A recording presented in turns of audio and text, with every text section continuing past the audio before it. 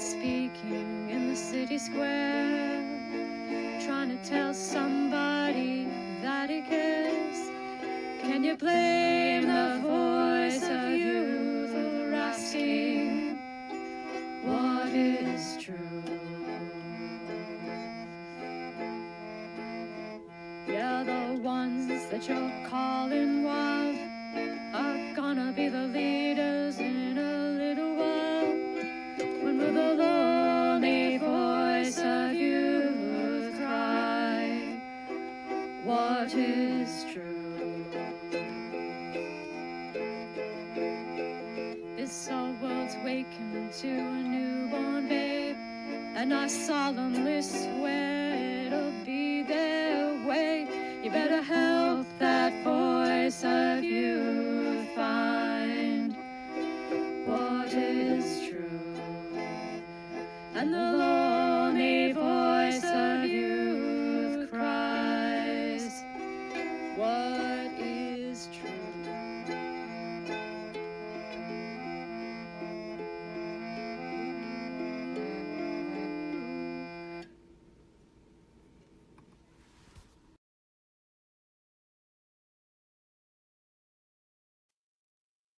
All right. Here we are again. Welcome, welcome. It's good to see everybody. We're talking about signals, art, and beauty. And we've got our Sampel. We've got a nice junkless cinnamon roll. We've got our tea from Table Rock Tea Company, Westminster. It's quite lovely. Smells delicious. I've got some art on the wall behind me here.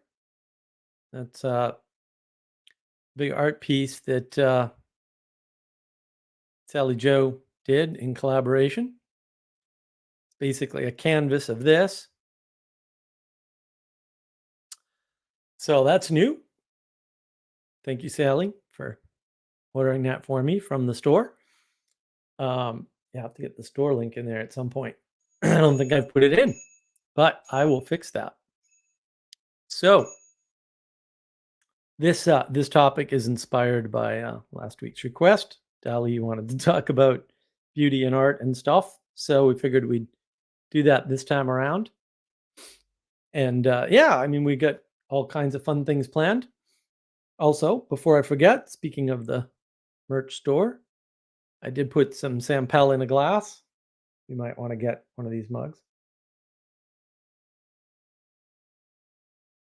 They're good mugs. You'll like them.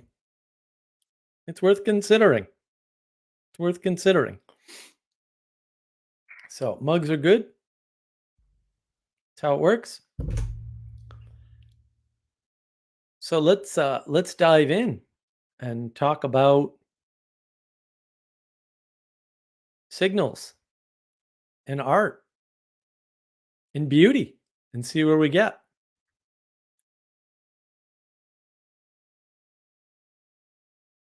So I wanted to start with signals because I don't talk enough about signals. And it's sort of the foundation of everything, right? There are these signals, and most of them are outside of us, but they can come from within us. And when we receive these signals, right, whether they're from inside or outside, doesn't really matter. We put them in a formation, right? And we call that information. And you have to weed out the signal from the noise. It's all signals. Noise is something you can't form. That's a better way to think about it. Trust me.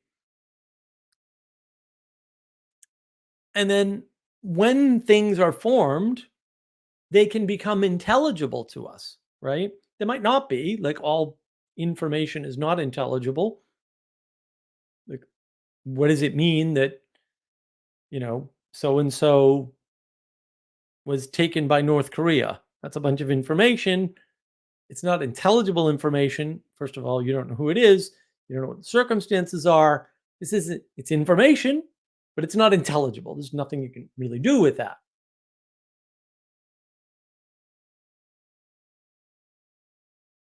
But when something's intelligible,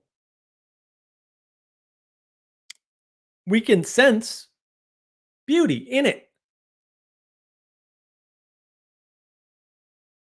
So the intelligibility we sense is beautiful, but not always, right? Lots of things are intelligible to us, but not beautiful. And there's a beauty in things that we can intelligize and understand, but that's not beauty as such necessarily. So beauty is mostly external to us. Yet it's odd in that it's still subjective. It's external to us, but it's still subjective. And we have a hard time with that. We have a hard time understanding that and figuring out what that means and whether or not and why it's important and all of that. Like, it's just tough.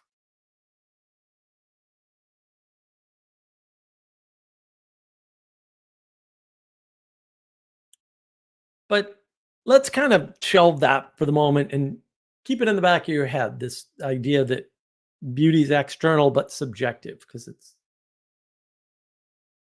not something that we need to ponder at the moment.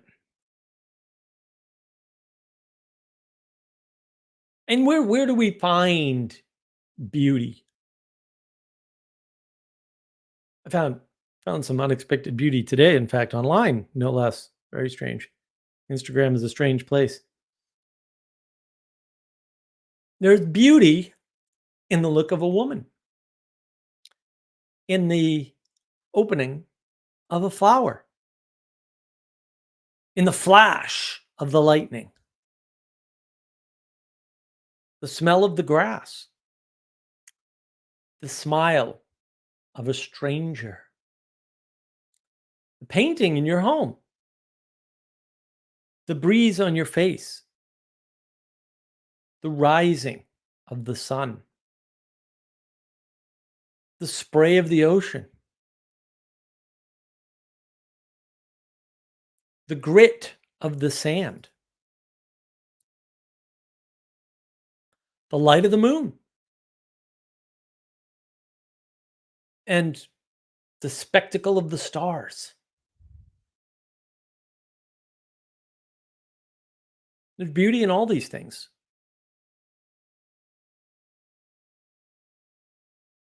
There's beauty in the building, in the motion of the car, in the wonder of the airplane. Not to mention looking out the window if you have a window seat. The splendor of the military parade, the power of the atomic bomb. Such is the strange nature of beauty. And it's everywhere, and yet it's not in all things. It cannot, in fact, be properly spoken of. Language cannot express it, except indirectly. Beauty can only be hinted at through poetics, through the poetic way of informing the world.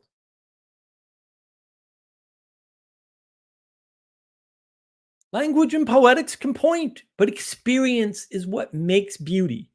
It's what connects the beauty to us and us to the beauty, and how we connect it to others. We don't have beauty, and we don't merely see beauty. We sense it. We have an experience of beauty, but only if we're humble enough to allow it.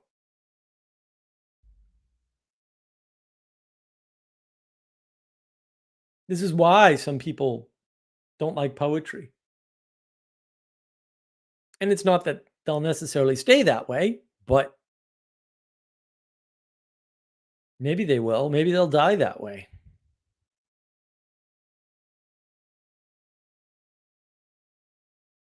If you don't open up, maybe there's no beauty in your world. Maybe that's what depression is.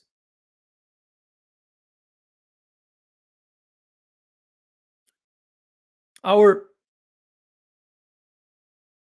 subjective expression to our common expression and back to our personal experience. We have a subjective expression of beauty. We have a common expression, but it has to link back to our personal experience. And this is heady stuff, to be sure, but deeply true. It's something you feel, you intuit beauty because it's part of your experience. It's not something you can validate or verify through common measurement with quantity, like how many people found that poem beautiful or that picture to be the best or that painting to be the most meaningful, the most beautiful.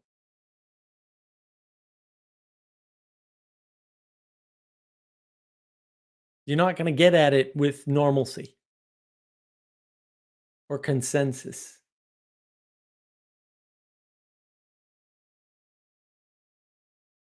And beauty is one expression that we can sense once we re enchant the world for ourselves.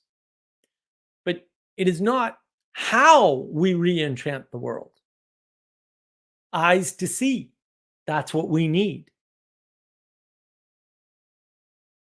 All the beauty in the world, created, uncreated, human nature, will go unseen in the land of the blind.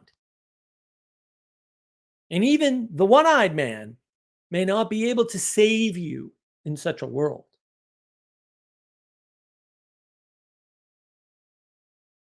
It's deeply important that we understand that there's always some beauty we're blind to, and how much blindness is too much blindness when it comes to beauty. I'm not here to give you answers. I don't know. But it's important that we realize this, that the blindness means the beauty isn't there for that blind person.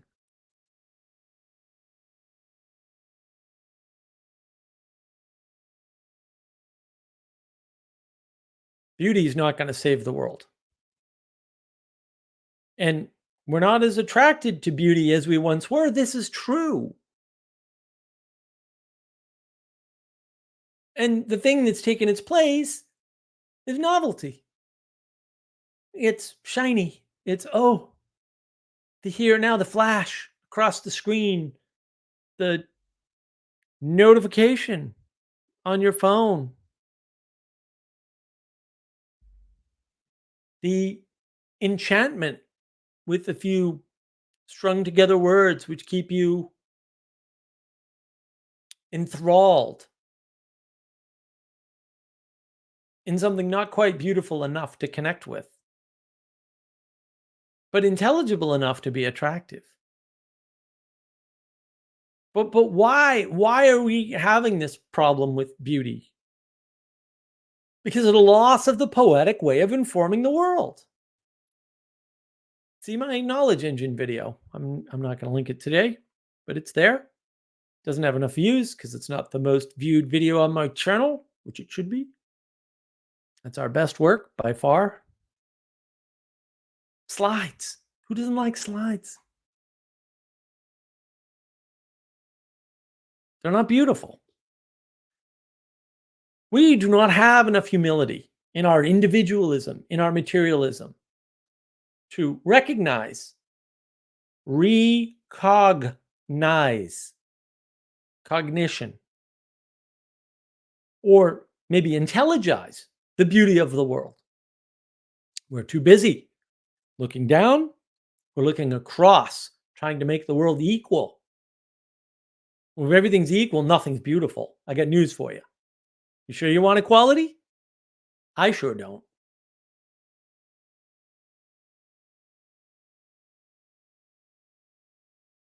We're not acknowledging that there's something above us, higher than us, outside of us, beyond us that we can look up to. That's beauty. And that's why beauty won't save the world. And I'm sorry to say it, and I'm sad to have to say it, but it's true. You can ignore beauty just as you can ignore the simple reality you observe every day. And people do that all the time. You do that all the time. Just as you fail to see the miracles around you everywhere. You have to, well, I have to reference the Instagram again. Stop and smell the flowers. Quite an apropos post to see today, just before the stream. In fact, it's very strange. And I can tell you, and you know this, beauty attracts, but it also keeps us at bay.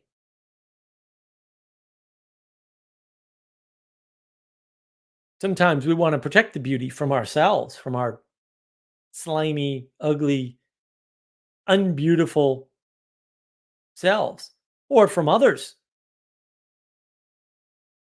Or we want to protect ourselves from the beauty, because beauty can be terrible.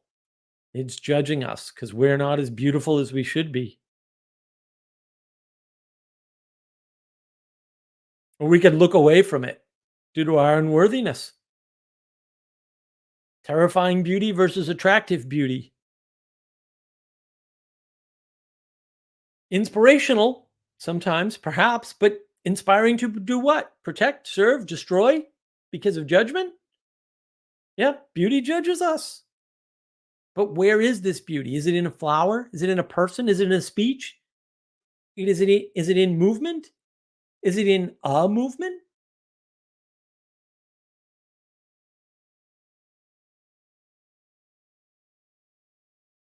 Is it in the feeling?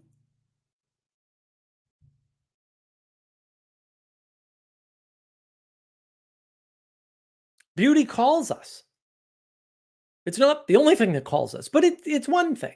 It calls us up to see that there are things outside of us in the world that are beyond us, beyond our material selves, beyond our individual nature that we can connect to. They're beyond our existence, even if the beauty is temporary, or perhaps because the beauty is temporary.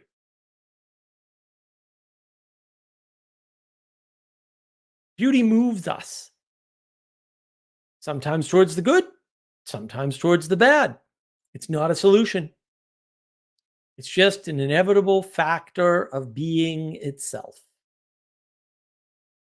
There's beauty in the world. It's out there.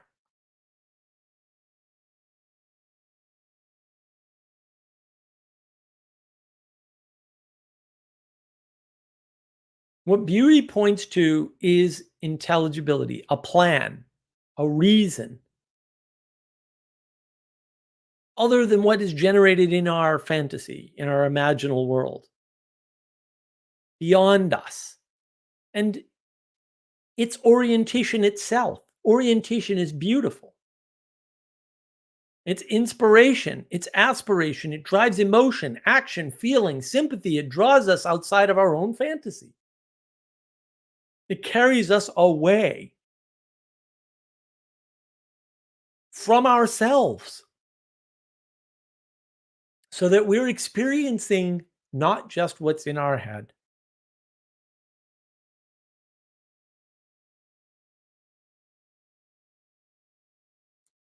Of course, when you bring the beauty into your head, into your fantasy, that imaginal world, you now own it and can transform it, relate it. You can relate to it differently, and you can relate it to you differently. But is it still beauty, or has it been changed into something different? Once it's in your head, it's confined or constrained or unconstrained by the material. but constrained by your imagination, because your imagination is also not infinite. And that leads us into art. So, what then is art? Which very much begins in our imagination, but that was fed from our experience, from the beauty outside of us, from our interaction with the world.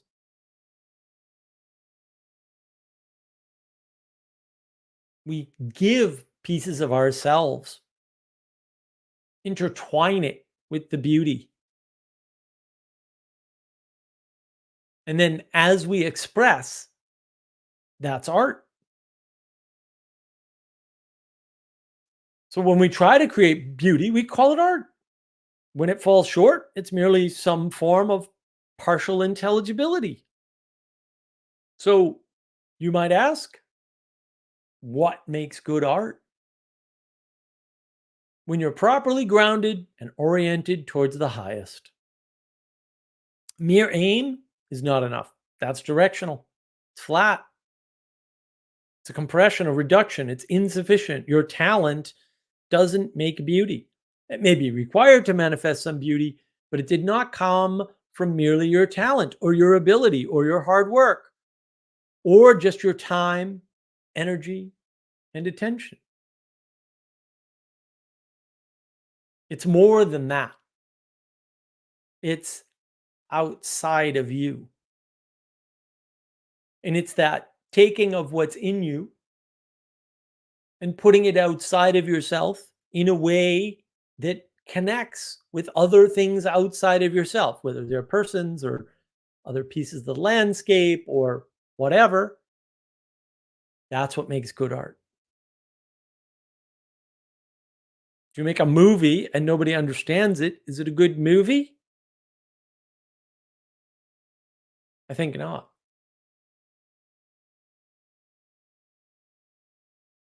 If you're the only person that gets it, and maybe that's necessary, like maybe you need that.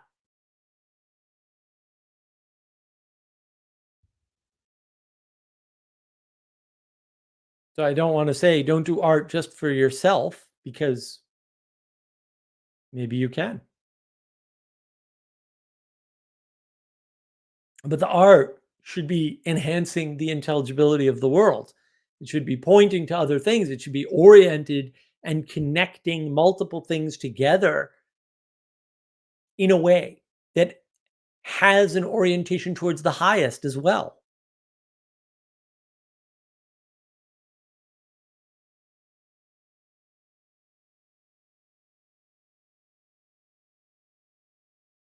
And it should bring you outside of yourself and raise you up, just as it should for the artist.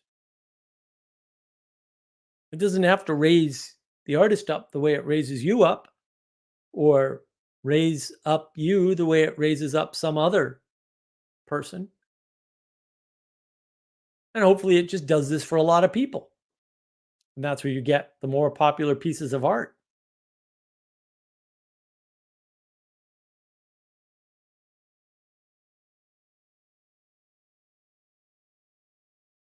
And you should be able to interface with art in a way that doesn't leave you interfacing with merely that art piece. There's no art for art's sake. That's insanity. It's madness. That's parasitic by definition. Not a fan. It should call you out of yourself and connect you to something. Hopefully, many somethings.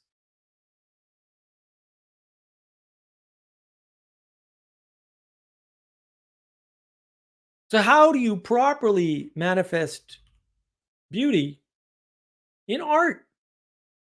You must struggle in humility. This is why modern art is banal, boring, sometimes intelligible, at least to some, but not universally so, not lasting. It's not real enough. That's the problem. That's the struggle with it. That's what's important about art is that it should enhance our sense of reality. When art's surreal, that's not good. That's not good. It should be connecting us better to reality. It should be pointing the way to the potential in the future. Not that you can't express the past in a beautiful way. You you can. Nothing wrong with a little nostalgia, and that can be very beautiful, but it's pointing to the ground that you get to stand on to go forward into the future, to interface with potential as such, to manifest something that you can't manifest today.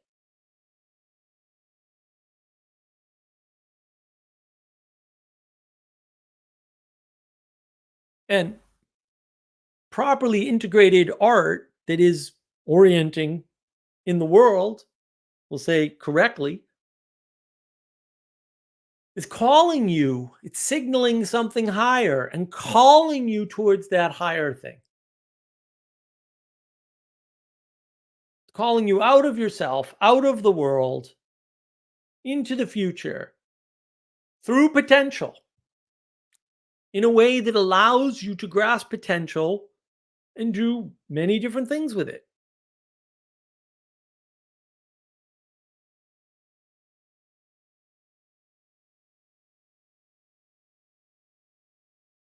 And beauty is not about the medium. It's about what you're interacting with, just as art is not about the medium. I mean, there's paintings, there's different styles of paintings, there's different material for paintings, there's photography, that's art that I can actually do somewhat. There's sculptures, there's architecture, on and on and on. There's an art in computer programming, right? There's all these things, there's all these factors.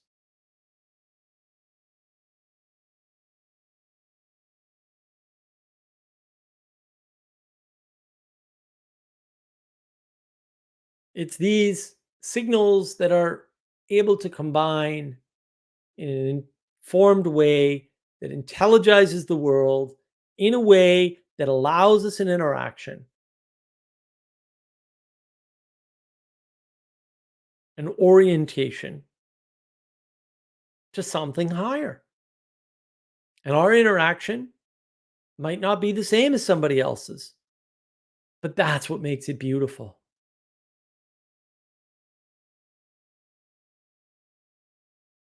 That's why beauty is subjective, art is subjective, and yet it's outside of ourselves. It's a very strange thing. So we're not all standing in the same place.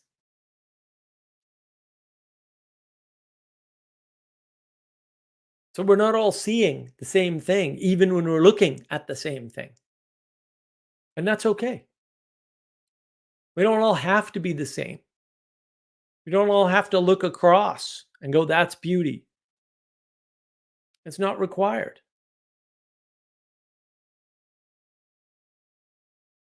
We can interact in the world from different places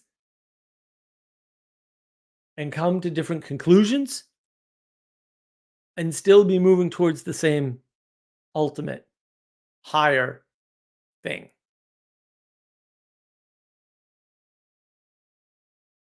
We've always reached the limits of language. Thingness is about the best I got.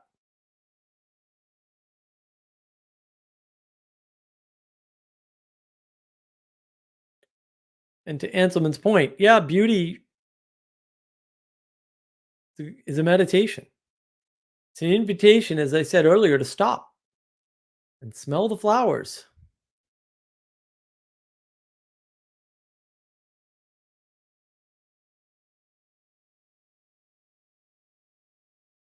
Stop and experience the beauty. Don't keep running past. Don't get distracted by the wars, the Twitter alert, the wondering, what does all this mean for me that's going across half the world? It doesn't mean you shouldn't stop and smell the flowers, but if you keep thinking about it, you will. And the next thing you know, you won't be able to understand poetry anymore. You won't see any beauty and you'll get depressed. And you'll reciprocally narrow in your depression on who knows what. Not recommended. Art can only carry you so far. And in the world land of the blind,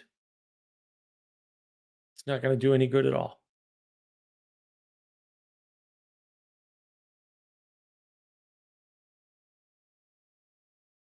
And that, I'm afraid, is all I have on that.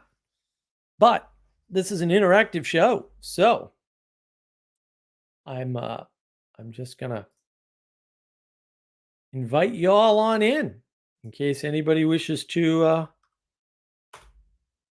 come in and discuss this further, because can only do so much.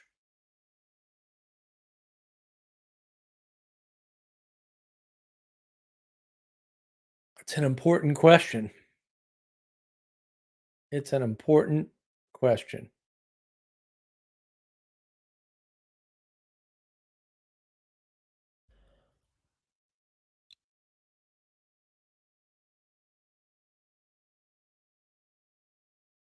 Pin the link on my channel where I can. I'm going to go through some comments here.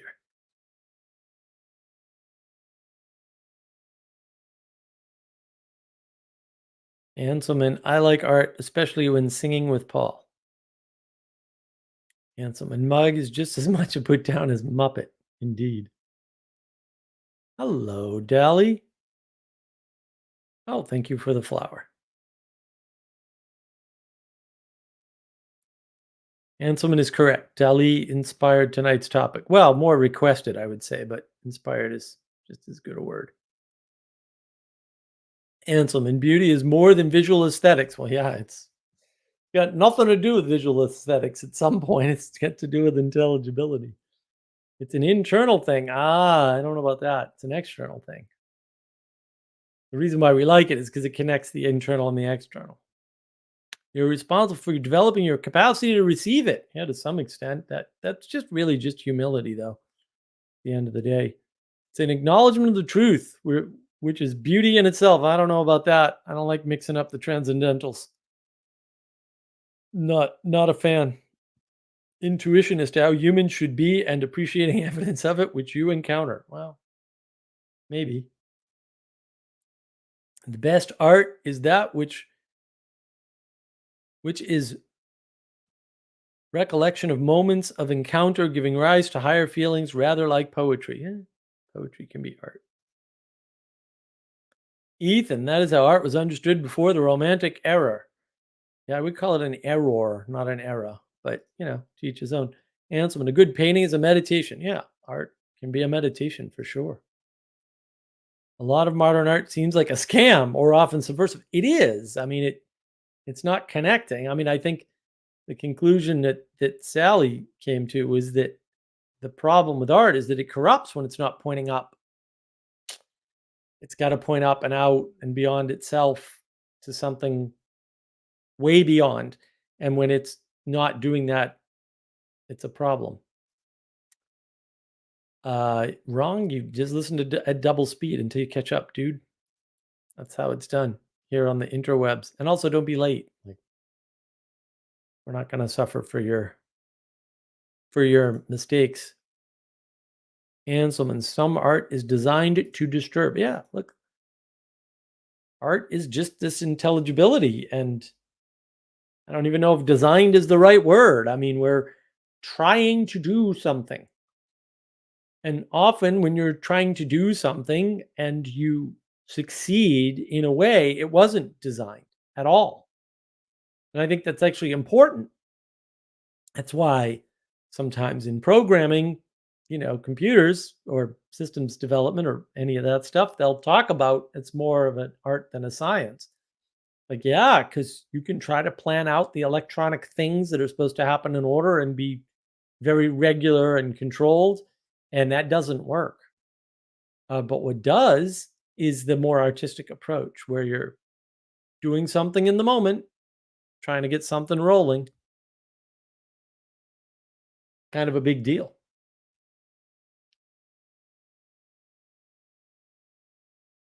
I think that's why some art is not beautiful because it's not able to point up and out.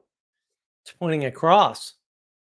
Or worse yet, it's pointing down at the artist. I mean, that's why I think you get the disturbing art, right? It's pointing down. And, you know, like I like a good Hieronymus Bosch as much as the next guy, but also, too much of that, not so great. Not so great. I think that's where you have to be careful because what you pay attention to matters. And so the art you're engaging with kind of makes a difference. It makes a big difference. It's really important.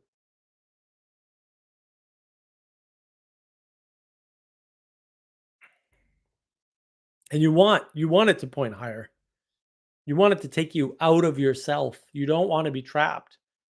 I think a lot of modern art keeps you trapped in yourself. It keeps you trapped with your own impression of it. Everyone's got such a vastly different impression of what it means, what it's for, what it's about.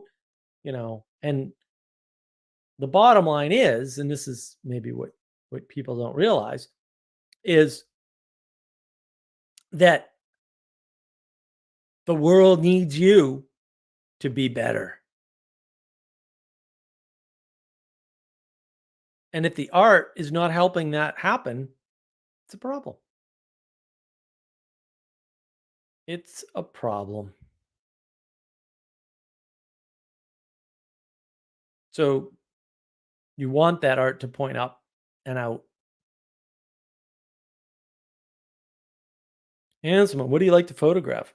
Um, Beauty. Not real picky. When I photograph people, I don't like poses. So I did do the photography of my cousin's wedding, even though I really didn't have the hardware. But I mean, I had a decent camera at the time. Camera I have now is slightly better, but it's not real professional photography equipment quite yet. I think white balance. Weddings are hell to shoot because white balance is impossible, and without a really expensive camera, getting white balance right, you get the white dress and then any other color. So your white balance is just completely screwed. But usually, I will take pictures of nature. I mean, that's what I post on my Instagram, which also goes out on my Facebook usually. I tweet out a lot of nature pictures, although I haven't done so lately because I haven't seen any. Um, Flowers are a little light this year. I think the garden's pretty much done in. Unfortunately, I got to fix that. But I mean, I've got pictures of my boats. Probably got yeah, I take pictures of all kinds of random things. Just whenever the something strikes me. I get tons of pictures of Croatia and quite a few of Edinburgh when I was over there in Scotland, and quite a few from Inverness. Inverness was gorgeous. I got some pictures of the mountains from as we walked all the way out. There's a little park you can walk out. Um, Freaking cold though. To the inlet, to the North Atlantic and all that crazy stuff. And the clouds parted for like 10 whole minutes. And I got a picture of Snow-Capped Mountain in Scotland. I was like, wow, that was a gift. Um, I got a few of the rainbows and the snow peaks on the travels to and from Edinburgh to Inverness. That was nice.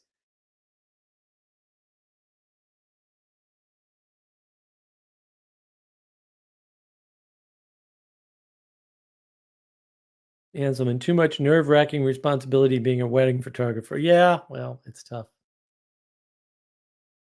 It's tough. Trees are photogenic. I expect Dolly to second that.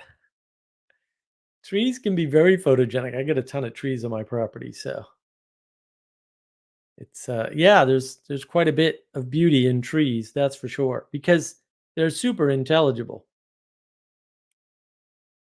That's God's country you're in. Scotland? Yeah, I think pretty sure all the countries are like that. Gods and all, but I don't know. I'm really it was pretty. Inverness was delightful. Like I was like there was like an abandoned house. I was like, hmm, it's close to the train, looks really good. It was like, hmm. Well, back then I had some possibility of being able to buy whatever I wanted, but no, that all vanished.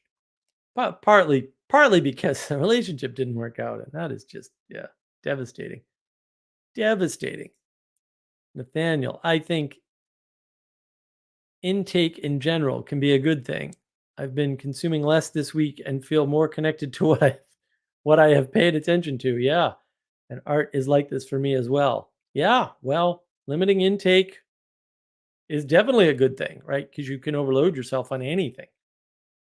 Um,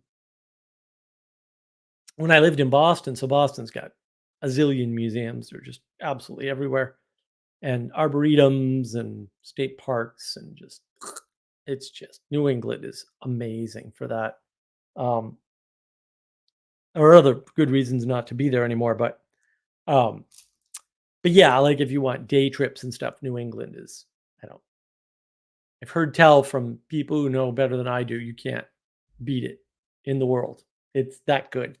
There's just stuff everywhere. As long as you have a car, there's stuff everywhere in New England to do. But look, you can only go to the Museum of Fine Arts so many times before it's like, meh. I mean, that's why they rotate museum exhibits. And I mean, we've had season passes to the museum, and you just can't go much more than 3 times a year, maybe 4. Even the Museum of Science, I mean, same deal. And it's nice to be a patron of the arts, and there's cool things you can do when you sign up, when you're a member and all that nonsense. They do concerts, do all kinds of I mean, if you're gonna be doing concerts, do it at the Isabel Stewart Gardner Museum, which is right across the street, by the way. It's a much better museum than the Museum of Fine Arts, much better. That is the most beautiful museum. Oh my goodness. Very eclectic collection.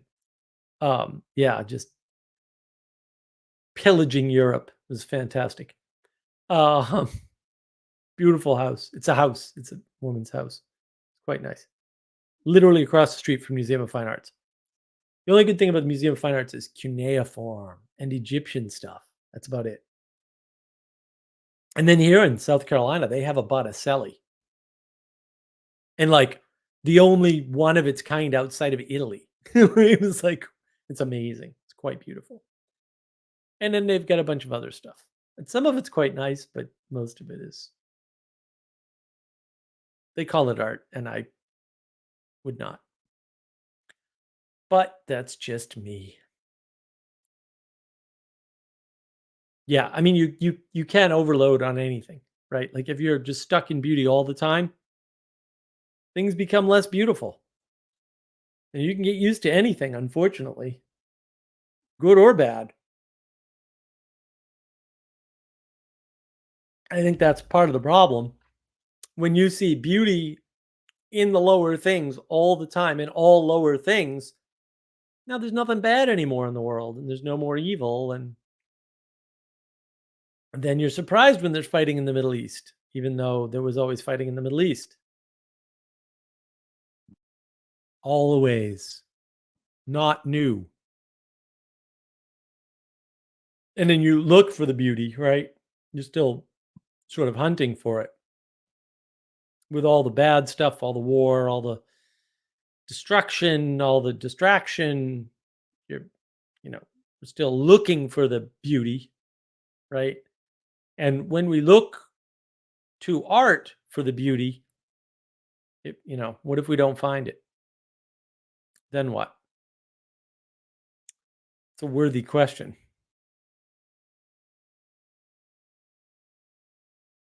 And what is the beauty that is manifesting in the art? Like what is it connecting you with? What is the experience? How is it drawing you out of yourself? That's the question. I mean, this is the conundrum of modern art for me is so in Edinburgh they've got bronze statues just thrown in the river. And yeah, I'm not impressed at all. Like, okay, what does that represent? And then of course people, you know, improve them. I would call it vandalism, but apparently everyone's okay with the vandalism by putting, silly clothing on them and stuff. And I'm like, I don't know. I don't know. I took a statue and put it somewhere inappropriate and now it's art. I don't know. Is it? I'm not convinced. I'm just not convinced. It's interesting. It's maybe novel. Is it art? Is it beautiful? It wasn't beautiful to me. The experience didn't connect me to anything. I think that's part of the issue, right? Not like this. This connects the world to the world and it tells you everything. We worked on that for a long time. And every time I look at it, I go, why did this take so long? I have no idea why it took Sally so long. Oh, goodness. Right. The woman points up at the beauty, the man points down at the utility. It's raising her up. And he's pointing to his hard work, like his effort. And she's pointing to his potential. And neither can fully see what the other's pointing at. They just see the pointing.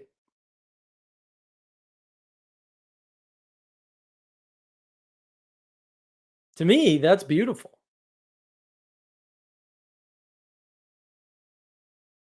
Because of what it represents, because of the symbolism involved. Will it save the world? Hmm, not by itself. But hopefully it'll help. Hopefully it will help. Danny, why wasn't Duchamp's fountain, the guy who put the urinal in the museum, condemned? Well, that's easy. We are afraid to judge, or at least we're pretending that we're not judging. That's how you get equality.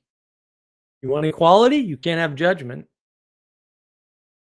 What good would judgment do you in an equal world? It would yeah, the concept of judgment wouldn't exist in a world of equals. So yeah, when you're telling yourself you're not judging or you don't have to judge or judgment's optional or whatever nonsense you're telling yourself in your head, we've been over that before in a previous live stream, right? We have one on judgment.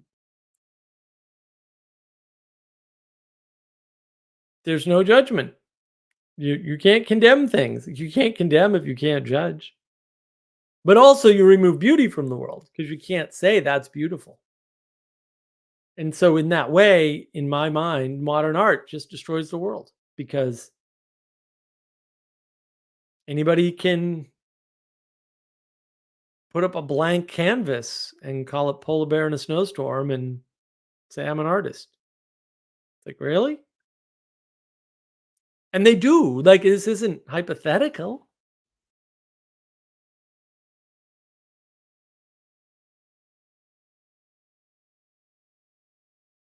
That's the problem. It's not hypothetical.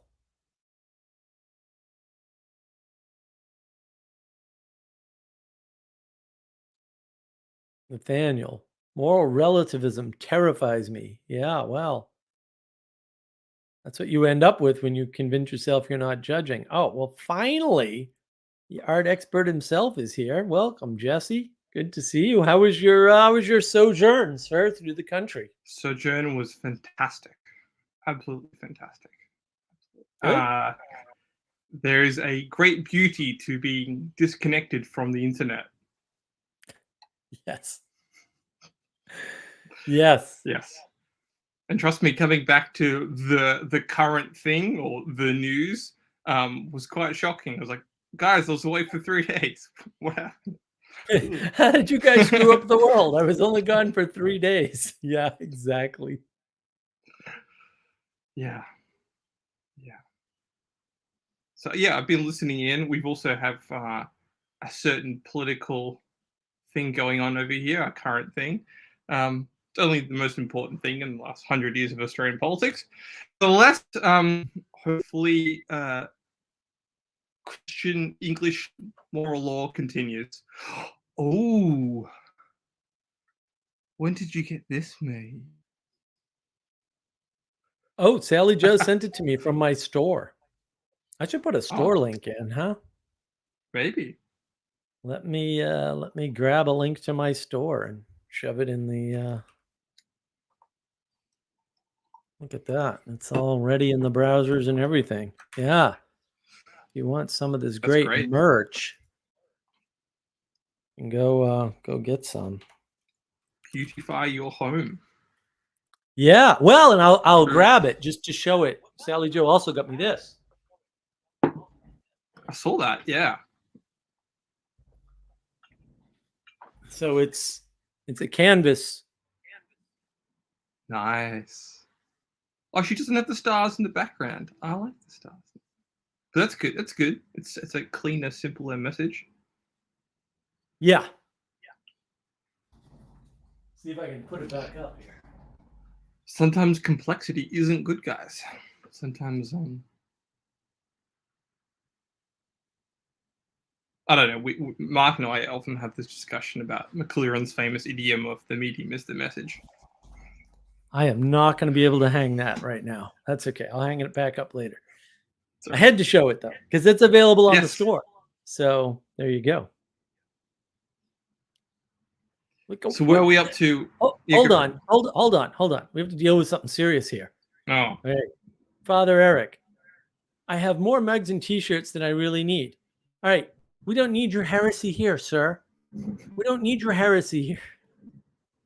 How dare you? You do not have enough. Actually, interestingly, just before I came on, someone on Twitter, I had posted one of the stickers, the men are not large women, women are not tiny men. And they said, I'm definitely going to buy these. And I'm like, that's fantastic. Please do. So yeah, we got lots of cool stuff on there. Almost all of it is, in fact, probably all of it is artwork done by Sally in one way or another. So yeah.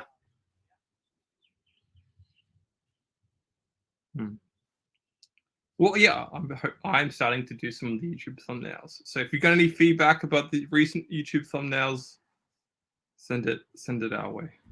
Oh yeah, yeah. that's right. That's a good message. Yeah, I forgot about that. Yeah, we're Jesse and Sally are doing these live stream thumbnails. So if they're good, if they're bad, if you think of adjustments, let us know, and we'll see. Yeah. And then obviously, if it wasn't clear, I have been playing around with things. So we had this before. This is a Sally thing, right? But this is all me, and I did it obviously today by myself with almost no help from Sally. Just a little help from Sally. I don't know. It seems familiar. It seems like something in the past. I'm not sure. Not sure, huh? Oh, and Adam helped with that. Adam was a great help with that. Yeah, I couldn't have done it without Adam. Really? Oh, I miss Adam. I need to talk to him. I can talk to him more. He's asleep. Leave him alone. He's got to sleep. The boy's got to sleep. Okay. He works. He works for a living. He's not a bum like me. Ah, you're not a bum. You're just a hick in the forest. No, we'll see. Hey, guess what Christina got me for my birthday? What? American Nation, Con Woodward. I brought it up and she remembered, and so yeah, now I have to read it. Finally. That's fantastic, man. Yeah. So, if not, I'll just go to the. This is the problem with owning books, guys. Books can just become artworks in your house. They're actually meant to be read. There's nothing wrong with that. Now that read Taleb. He talks about this. Umberto Eco's library. Bunch Yeah. of books he Yeah. hasn't read. What? Open potential. Very beautiful. See? I can't remember. Yeah. Oh yes, you're striking a chord with me there, obviously. With my last album, Open Futures. Check it out everywhere you get your music from. And also, eventually, there will be a talk I did with Karen Wong on that concept of that album, Beauty, my own sort of thoughts on romanticism and the degradation of the contemporary world through bad culture. So, wow, art and culture lead they frame things for us that we do not have time to consider ourselves. So it's someone's done the craftsmanship, someone's done the work. Yeah, well, it's definitely it's the skill, ability. The problem is that also that framework can be applied to magic, and it's often unclear if a magic trick is being performed on you if you do not have the wisdom, the experience, or the insight to know a deception, a persuasion, a magic trick is being performed on you. So watch out there. Literally, watch out. Take care of that which you face towards. Mm-hmm. As you said, yeah, navigation or orientation is a beautiful thing, but beauty can also terrify you. So there you go. There's my open little. Well, it can be used to carry you to places that aren't good. Mm. I think beauty and goodness are not the same thing. Truth and goodness are not the same thing. Truth and beauty are not the same. They're not. They're differentiated with different words for a reason, and that reason is really important. And you shouldn't compress them together, even though it's hard. And I think the problem is that we need the art to frame, so we need the artists. And as long as they're not corrupt, that's fine. But when they are, that's a problem. Who's the I can't remember the name now. Not that I was ever an expert at this. The artist that did the French Revolution there. Oh yes, he's fourth wave romanticist. Starts with I can see it on the. He never actually got honored in his lifetime. He was post recognition. You're talking about the Viva la Vida, the Lady of Liberty, right? Yeah, I think that's the guy. Yeah. I just don't. Yeah. I didn't know anything about him. Somebody on Discord years ago who's I should know this. He's in England somewhere. He's semi-famous, I guess, too. He ended up being on Clubhouse too, so I talked to him there. He's the one who told me about him, and I was like, "What?" And I guess he was doing art for the the noble class about them getting beheaded, basically, and then that's what sparked it all off, and it was like wild. Eugene Darolix, if I could, not good at French. That's the liberty leading the people. Same thing happened with Goya, though. Goya was an artist, or established artist, in the old sense of what established means. Yes, and then through the invasion of Napoleon and the French and the reconquering of Spain, Goya starts to make critical art of the establishment, so much so that it becomes a version of the French Revolution in Spain, the Civil War. That's kind of the birth of the modern world there. Some esoteric.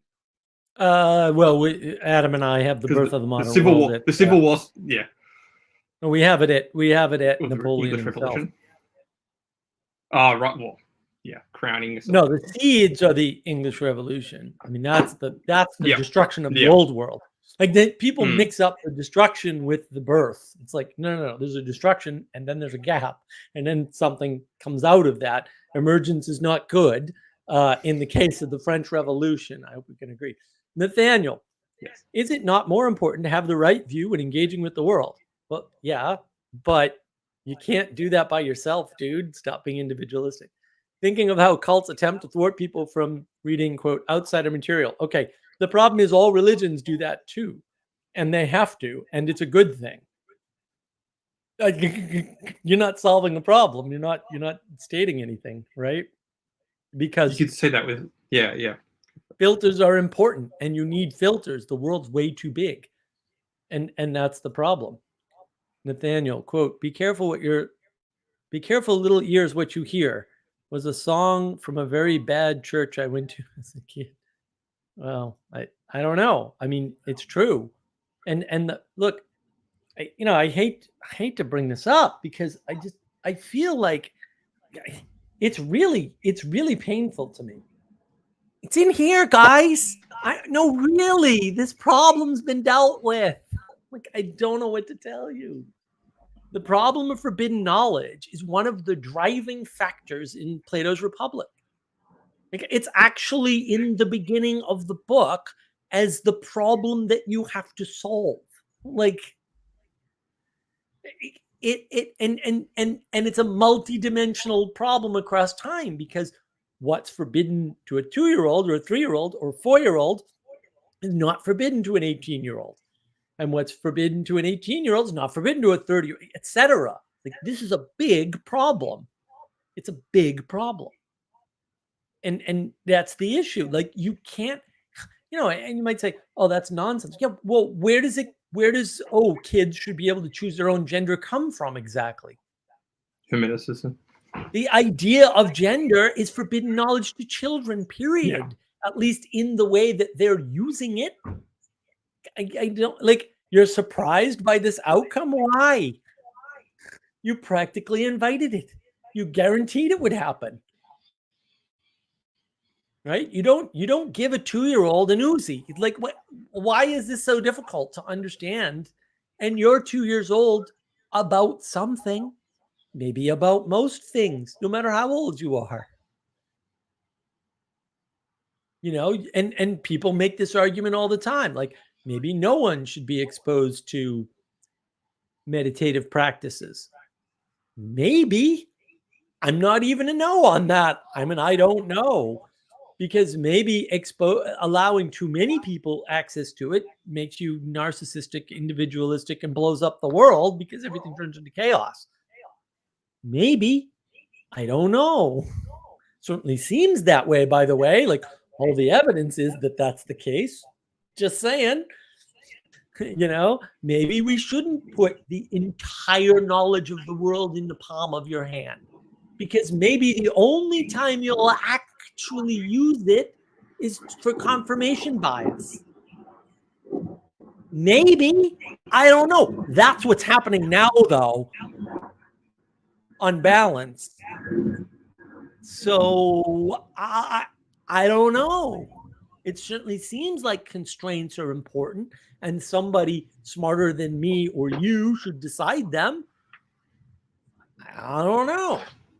You have to wonder too if people are more informed or less informed than they were when they had before they had a smartphone. I often have to take trains everywhere in Sydney these days now, and the amount of people that are looking at a phone and not enjoying the beauty of the train ride, the beauty of the space, the beauty of the people they're surrounded in. They're just distracted with what's happening in this digital world, what's happening out there, or FOMO. It's or what's the current thing, or there's distraction from the real, which leads to a thing that Mark always liked to saying is that being, they're not in being, they're somewhere else. They're either looking in the past or looking to a fantasy. They're not there in that. They're not in the potential that is which before them. So they're not present.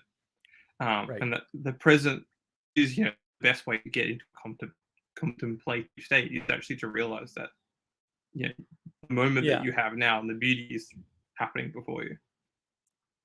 Anselm, you have to be careful what you take in, what your eyes and ears give attention to. Right. Your attention is something you can manage and control pretty well. Not perfectly, but pretty well. And it matters a lot. That's the sin of attention, of acedia, of slovenliness, right? You're not paying attention to the right things. You have to shun some things because of their bad effects. You have to shun some things because you can't take in everything.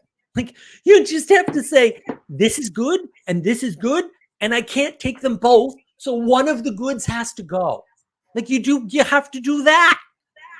Forget about all the bad things. That's an easy problem. The hard problem is deciding between the good things, realizing you can't take in all the good things. Nathaniel, right view. That's why I put it that way.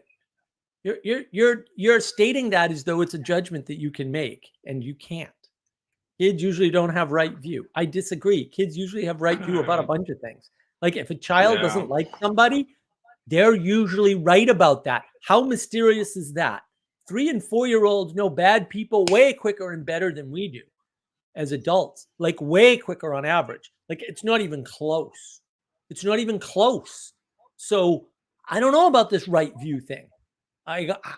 Right by what standard? Like this is the problem of standards. And like you were saying, Jesse, like we can get caught up. So when I was in Croatia, we were out watching the sunset from this particular, we found a point. I was like, oh, we need to be there.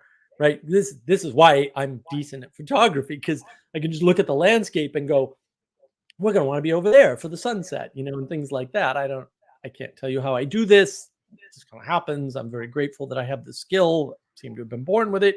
So we took the car through weird places. We're on this island, right? We're on the largest island in the Adriatic Sea, I believe, outside of Split. And we take the car, we get there, we had to park somewhere and then walk.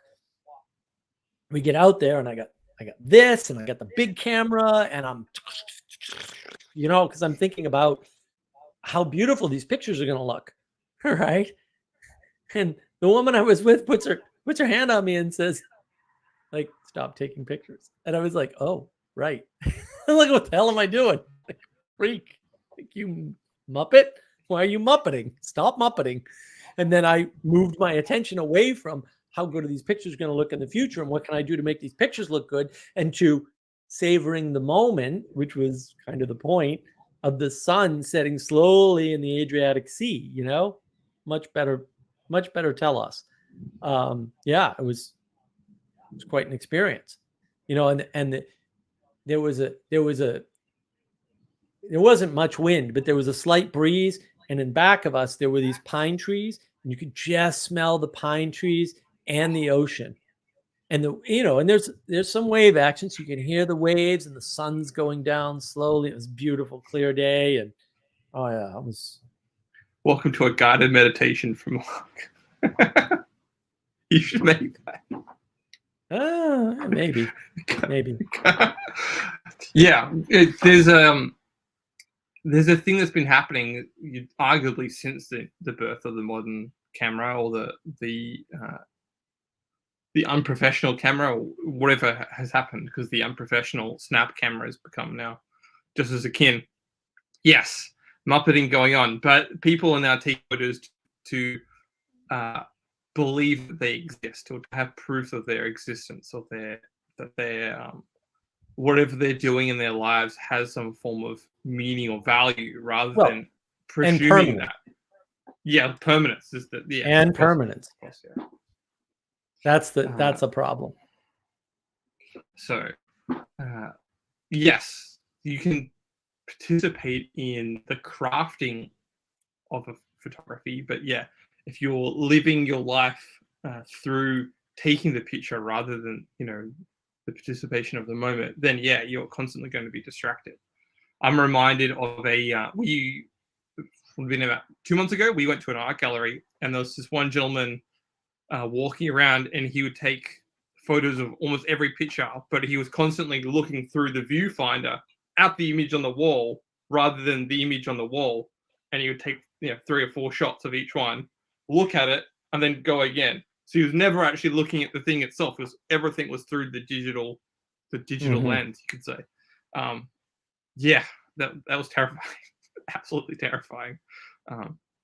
Anselman, disinformation is rampant. Yeah, I don't think there's any such thing, actually.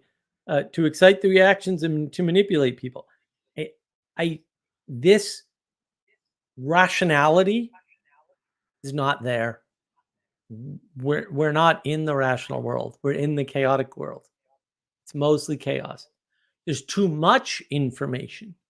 And so the fact that somebody's lying about beheaded babies and the fact that there are beheaded babies, neither is disinformation. They're both true at the same time. That's the annoying part. The question is, which one do you pay attention to and why? It's not deliberate. It's a function of the flood. We're in the flood of information. Nathaniel, I'm not paying attention to grammar when I type. Well, that's okay. Yeah. You don't have to. Nathaniel, you have a point of view. You need to recognize that you have a point of view. You cannot not have a point of view. It's called your experience. It's right view is a the fact Buddhist that term. we could. Hold on. No. Hold on. Okay. Right view is a Western Buddhist term. Right view is not an Eastern Buddhist term. I'm sorry. It just isn't. I know you've been lied to about this, but you've been lied to. And none of these people have apparently ever talked to anybody who's first or one generation removed from Buddhism in the East. I have. It's weird that they all said the same thing. Like, nah, this Western Buddhism garbage is wrong. It's not how the Buddhists think of it in there. Maybe a correct perspective. There's no correct perspective with relation to what? You can't do this relativism. Like, it doesn't work. Relative to what? What are you measuring against? How are you determining this? What is the participation? Right? Because that's how you determine things. It's how you determine beauty. If you go to a museum and you see like these colored cubes all stacked on top of one another, and you get moved by it, because you will. I mean, I'd be moved to barf, but like, whatever, dude. Like, your movement is your movement. What happened? Was that right participation or wrong? Like, that's the thing. You're not going to tell me that it's universal. Anselman recommends Kim Grant's YouTube channel for landscape, sunrise, sunset, nature photography in north of Scotland. Oh. Look, man, I didn't get that far up, but north of Scotland looks pretty freaking gorgeous. I'm just saying. Homeland for me. Chris is always remarking, it's a rainy, miserable day. Why are you happy? I'm like, can't explain it. It's just there. Wow. Well, you should be happy. You should be happy for the rain, especially in Australia. Yeah. Anselman, is there some quaint Sanskrit word that translates to right view? Yeah, there is. There's Sanskrit translates to all kinds of things. Sanskrit is worse than ancient Greek. Okay. You know, ancient Greek, they've got like one word and it's got like 12 meanings because it depends almost entirely on context. Sanskrit is identical to that. And so when you're looking at Sanskrit translations, and I suggest you do, grab 4 or 5. You can do this this works real well with Chinese too, right? So one of the things we did that was very interesting, it was totally by accident. Somebody wanted to give us wanted to do a lesson in Ecclesiastes for us, right?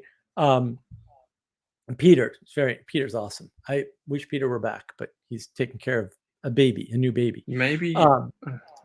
But at the same time, we were doing a book club on the Tao Te Ching. And we found a website that has 10 translations. 10. Okay. You know what? They aren't similar. And so you could pull up 5 at a time, but of course you use 2 browser windows, you can pull up all 10. I couldn't deal with 10. I only pulled up 5 at a time. I picked the ones that I wanted. And like, some of them are whimsical, some of them are more Christian. It's very funny. When you read those 2 together, you realize a few things. One is a lot of the stuff in the Tao Te Ching is in Ecclesiastes, like word for word. In some cases, like for real, like, you know, whatever. That's why when people say, well, we need to combine East and West, I'm like, you're an idiot.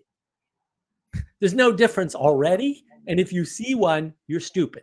I'm sorry. I can't deal with it anymore. I can't go into this long philosophical proof about why they're the same. They just are. And if you're reading them, you'd realize that. So I think if you think they're different, you're not reading them. That's the only conclusion I can come to. You're reading comprehension. And look, maybe you can't comprehend that they're the same. Fair enough. People are dumb. Why? Muppets. It's okay though. Like, you don't have to solve that problem. It's almost like people traveled, exchanged information and goods, read each other's stuff. Like that happens now. Like, Look at maybe this it guy. happened in the past. I have not read the Bible. I don't have to. That's the thing. Like, you people in your Oh, position of knowledge. this Like, meme what are you, is a great. This Protestant meme dude? is great. Come on. Who needs the Bible? Like, get real. I think you don't need that Nathaniel in was trying to script. refer to. He was trying to refer maybe to Buddhism's Eightfold Path, which is, has right view, as know the truth, Oh, or God. that sort of insight. I don't get me pronounced Sanskrit. But, the problem is, right view is also meant to be mixed in within right resolve, and I think what you emphasize is important. I would emphasize right resolve. I think how we know beauty in Hold art on. doesn't Hold have a on. right resolve. Hold on. We've What invoked was it? Wolfgang Smith. Wolfgang Oh, Smith gosh. is reinventing the wheel and just coming back to Christianity because he's a Catholic now. I don't know what to tell you. Okay. Like, he's Okay. trying to redeem physics by using Catholicism. That's all he's doing. He Good can luck. challenge everything I said. I can prove him wrong on all of it. If you'd like, put us in touch. I've already watched a bunch of his stuff. The thing is, he's not wrong with anything he's saying. It's just that he hasn't taken it to its conclusion, which is exactly what I said. And that's the problem. You're looking at people who are halfway down a path, and I'm not halfway down that path, or I wouldn't be here. I lived in a car in the winter in New England. Okay. The only way you survive that is by figuring it the hell out. Okay. Period. End of statement. Otherwise, you're dead. It's not that hard. It's not, and it doesn't have to be. You don't need these complicated, like, well, really, it's the vibration of the particles with the energy physics. It's all bullshit. It's unnecessary. The ancient Greeks didn't have it. They all survived, and we are proof. I don't understand what the difficulty is. You don't need any of this crazy new information in science. It's not required for life.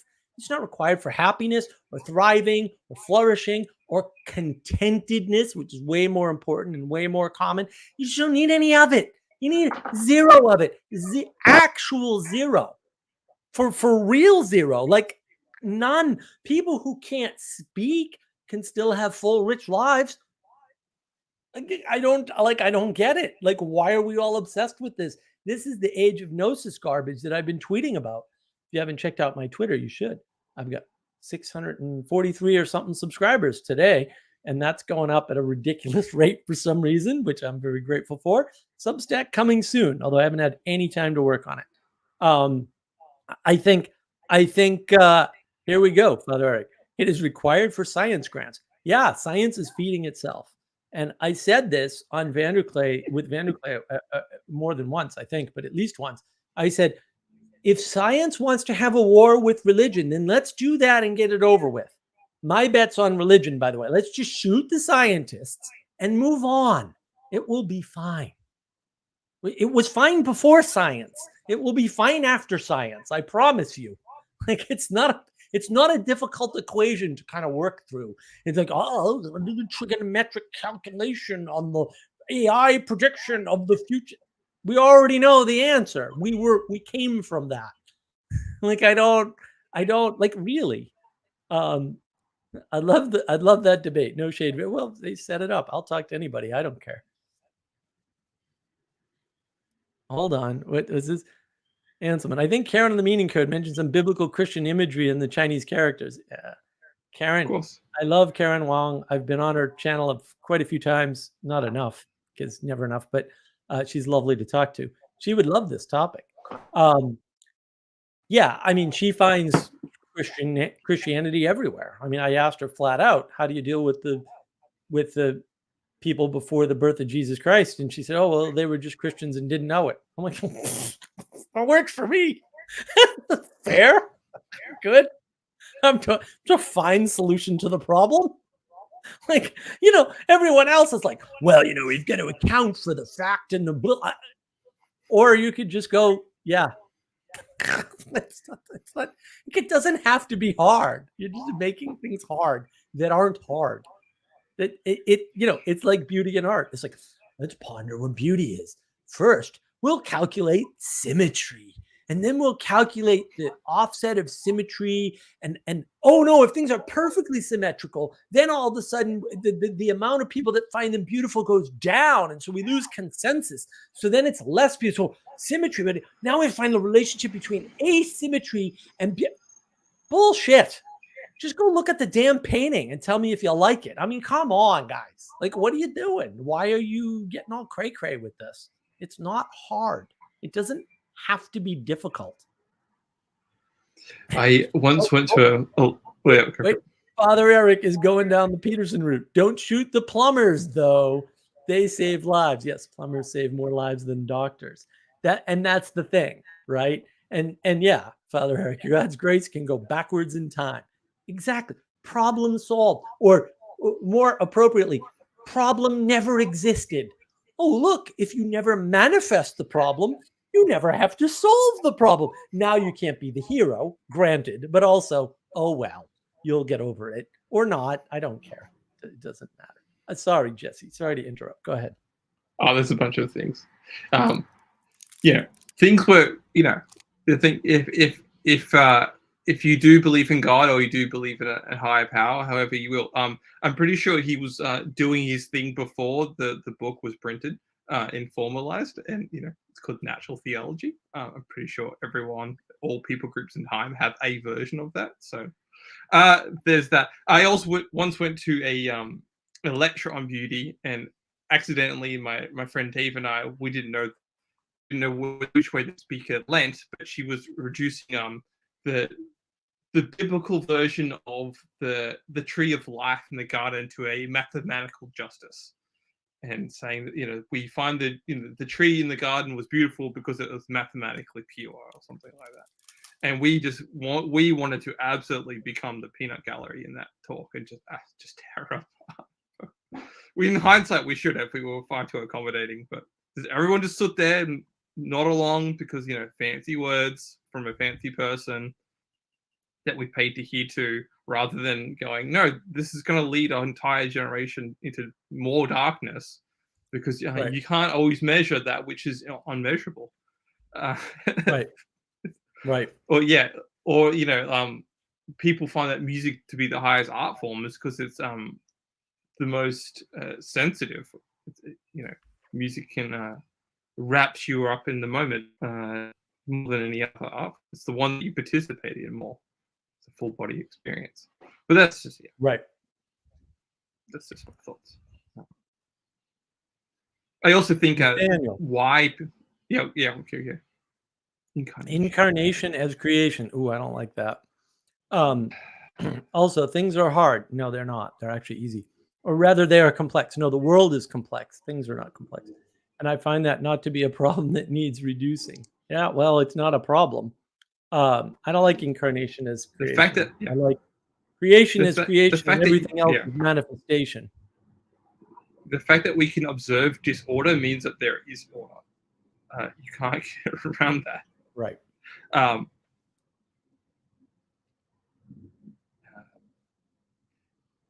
Anselman. We could go a few different ways there. Eric, I assume he means Father Eric, will confirm Virgil was a guide to Dante. Yep. Anselman is not into the time travel idea. Well, you don't need it. And he says, yes, God was active in guiding people before Christ. Imagine that. The Creator was guiding people before. Inconceivable, I say. In a Princess Bride sort of way, of course. Yeah. It just baffles me the way that people create, or to your point, they reduce everything to math. And it's like, we know mathematically that math doesn't function. Like, we know this. Gödel proved it, right? Yeah, complete theory. Or you can, it's not turtles all the way down. It's Gödel's all the way down, right? Gödel's incompleteness theorem is the proof that math has problems. That's what it is. Math has limitations and constraints, and it doesn't describe the world, and is it useful? Abso-freaking-lutely. Lots of things are useful, though. Your intuition's useful, and no one intuition all day long. No, of course not. but The we mathematical thing is intuit beauty. the very reason why we're here right now. The very reason why Mark and I can talk is because someone did the math to work out all the parts, to get the internet working, to get the cameras working, to get the lights and it's Oh yeah, very we useful could technology. But talk about the all the problem is math that goes into no, really, I the can thing is actually tell you you're not all the math that goes into this whole thing. It would take a very long time because you have no idea how many pieces of math go in. Because almost nobody knows this. In your computer, in the memory, there are circuits to account for cosmic rays because cosmic rays happen often enough that they actually affect your computer all the time. And so there's actual math, yes, around the memory, any memory device, any memory module, any type, anywhere. Not the solid state. No, the solid state, yes, not the hard drives necessarily, but the active RAM components, SRAM, whatever RAM, they all have checksums, active checksums that correct in real time for cosmic rays. And if you get expensive computers, they have what's called ECC, error correcting memory. That's more expensive, that it contains additional memory to correct for the times when the normal circuitry doesn't suffice, which happens much less frequently, but all the data center type hardware uses it, right? Okay. Yeah, you would. So Yeah. I can go up from there if you want, or I can go down because there's stuff below that too. But like I said, I that was would take going hours. into the fact that through the contemporary world, we have been conditioned to think mathematically. Yet that mathematics is it's just an idea, a construct going on in your head. There is no math in your body. Like math is just this thing that we use to Right. explain how things function, but it's only a glimpse into the eternal, you could say, or into the nature of the universe would be another way. It's pure fantasy. That's the problem. Yeah. And fantasy is useful. Like the imaginal world is useful because it tells you something about how to interact with the things that are outside of you. But also it tells you a bunch of things that don't interact with things outside of you. Like you can't divide gender indefinitely, right? You can't, it doesn't function in the real world. And yeah, Father Eric, just because somebody could have been saved doesn't mean they were saved, right? And it doesn't mean you can save them, or not only them, but that concept. Are the cosmic rays in the room right now? The cosmic rays are hitting you all the time. They are. Math equals second order abstraction from reality. That, sir, there we correct. go. Math is a second order abstraction from reality, not a first order abstraction like people think. It's a second order abstraction, which, man, people have a hard time with abstraction in general. Mathematicians, believe it or not, do not understand abstraction. And now you may say, Mark, that's completely silly. You're totally off the rails. There's a guy named, I think his last name is Kaplan, but and this is everywhere. So Kaplan's not the only one. Kaplan's the most bombastic and ridiculous. I've just never seen anybody more ridiculous about anything. So there's a thing called, I think, Russell's paradox that involves set theory. But then if you pay attention and you're not completely functionally stupid, you'll notice that the quote rules for set theory don't make any sense and are contradictory. And not one or two of them, like 5 of the 12 rules for set theory cannot function together. And because they don't understand abstraction. They literally do not understand that if you take an abstraction of an abstraction, you're going to end up in crazy land. And so there's a paradox in set theory, and the paradox is created by the creation of the rules of set theory. And why nobody's noticed this, I have no idea. But like, really, guys, I think the fact that I don't know any math and hate math and math hates me helps me see more clearly when it's being dumb, because, oh my God, that is stupid. Like, it's just stupid. It's just literally like, duh, like 4-year-olds wouldn't make that mistake. I hate to be that way about it, but like at a certain point, I just lose my patience with these. It's ridiculous. A set can contain only one thing. Why would you define it as a set if it can contain only? Oh, and sets can contain other sets. Okay, but now you're going to create an even bigger problem. And so what ends up happening is the paradox is something like, if you have a set called Michael Jordan, is that referring to Michael Jordan, or is it referring to a set with Michael Jordan in it, or is it referring to a set called Michael Jordan that doesn't have Michael Jordan in it? I don't know. Maybe you should change the rules of set theory, and then you won't have this problem. Like, problem solved. Like, what is wrong with you lunatics? It's that, like, really, that's what they're upset about. I'm like, that's your paradox, huh? Yeah, okay. I got things to do. I got Yeah. places to be. Like, I don't have time for this. It's crazy, foolish nonsense.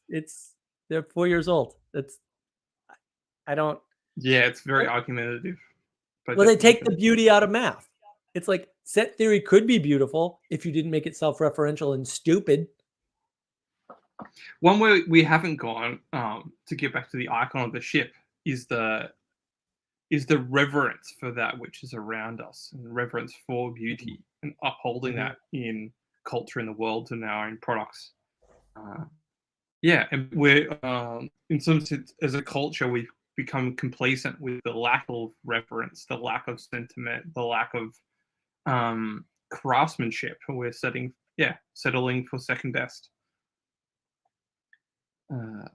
How do we restore that? How do we restore the cosmic image of the world?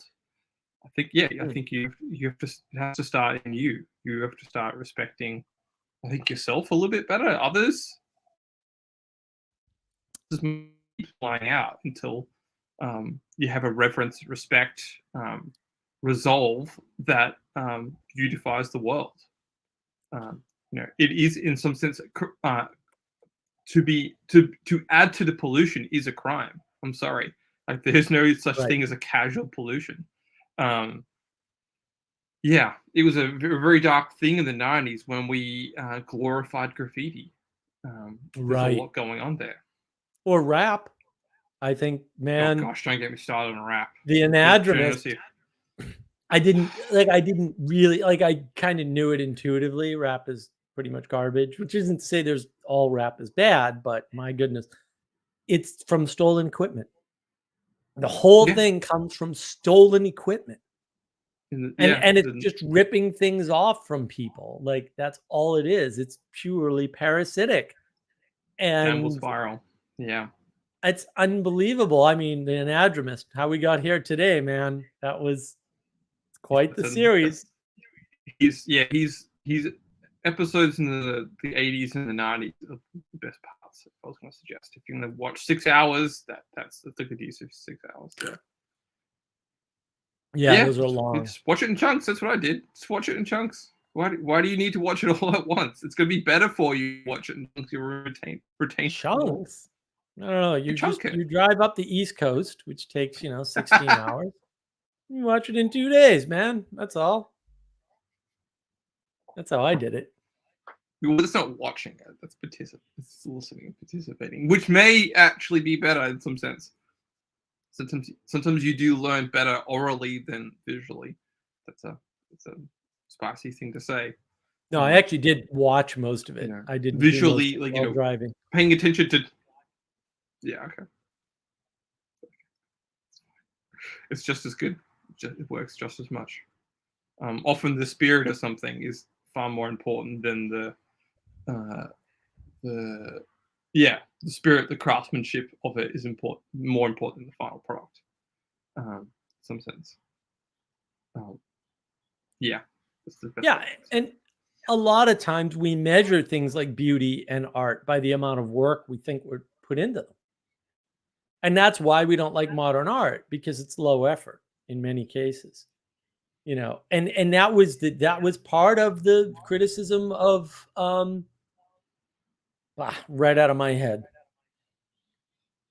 The crazy guy with the dribbling of the paint. Oh, Jackson Pollock, the CIA. Thank you, Pollock. I had Pollock in my head, and then it went bang right when I was talking. I'm like, you son of a bitch brain.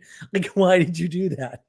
Yeah, I honestly think it was a 90s psyop that all the art teachers in the 90s who had graduated from the 80s universities all came out and just educated en masse everyone from my millennial generation on how great Pollock was in the liquidification of forms, and giving way to the internet. The dream world of forms and the breakdown of of beauty, really. The criticism of him was that he was a low effort artist. Like, all he's really doing is dribbling paint from a certain height or whatever. Such a low level critique, though. doesn't hold Well, up. that's the problem. Like, how do you? This is what I was saying. Like, how do you judge beauty? Um, frankly, purpose, what the spirit or tone of something. Um, Well, yeah, there's well, what do you think about this? So, implied in what Sally Joes says about art, it has to be aimed up and out at the highest or whatever, right? Art not done for the sake of the creator or something is not art, right? Um, and going on I that can't. thesis, No. technically, I would say then all art has to be by patronage.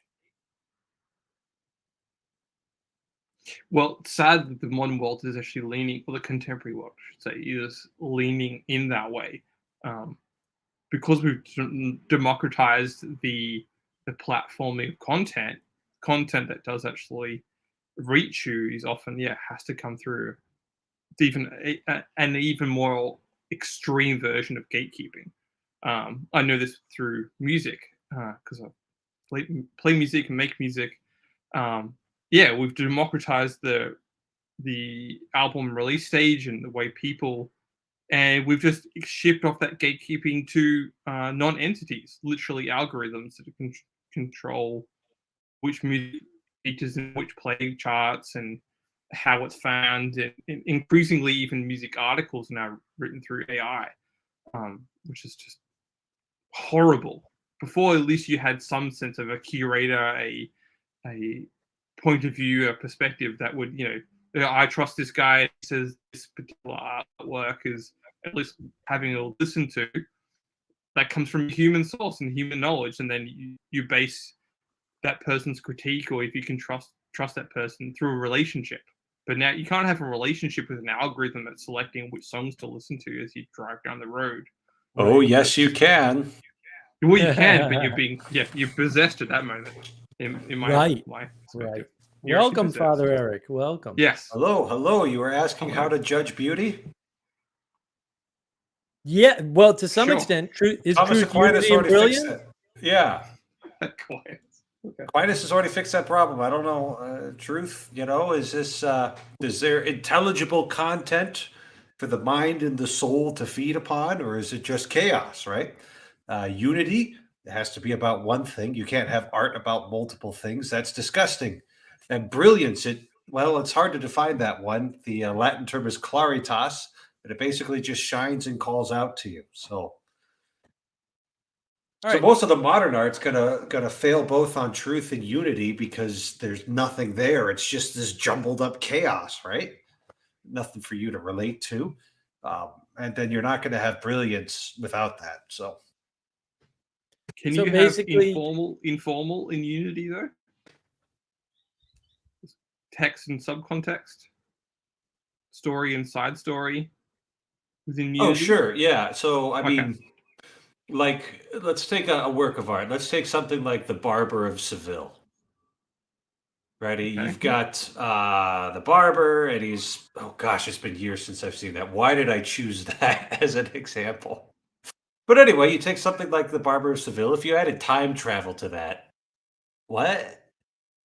Why are you adding time travel to an opera, which is basically just drama in Spain? But if you add funky side characters who end up falling in love at the end, well, that fits. So it could be, you can have different parts to the story. It just has to have something actually unifying it. Has to unify, right? Right. Yeah. So basically, what you're saying is everything I said is correct according to Tommy. So we're all good. So I missed the opening rant. I was eating supper. You know how important that is. Double speed. You catch up. Yeah. Okay. You guys are like unprofessional YouTube watchers. Yeah. Correct. That's Very good. That's the problem. You need a profession. I am loath to do this. Benjamin Franklin. My Here we POV, go.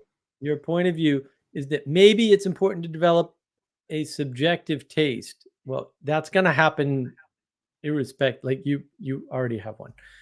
Consume a lot of art. Do you have time for that? Can you? I don't think you can.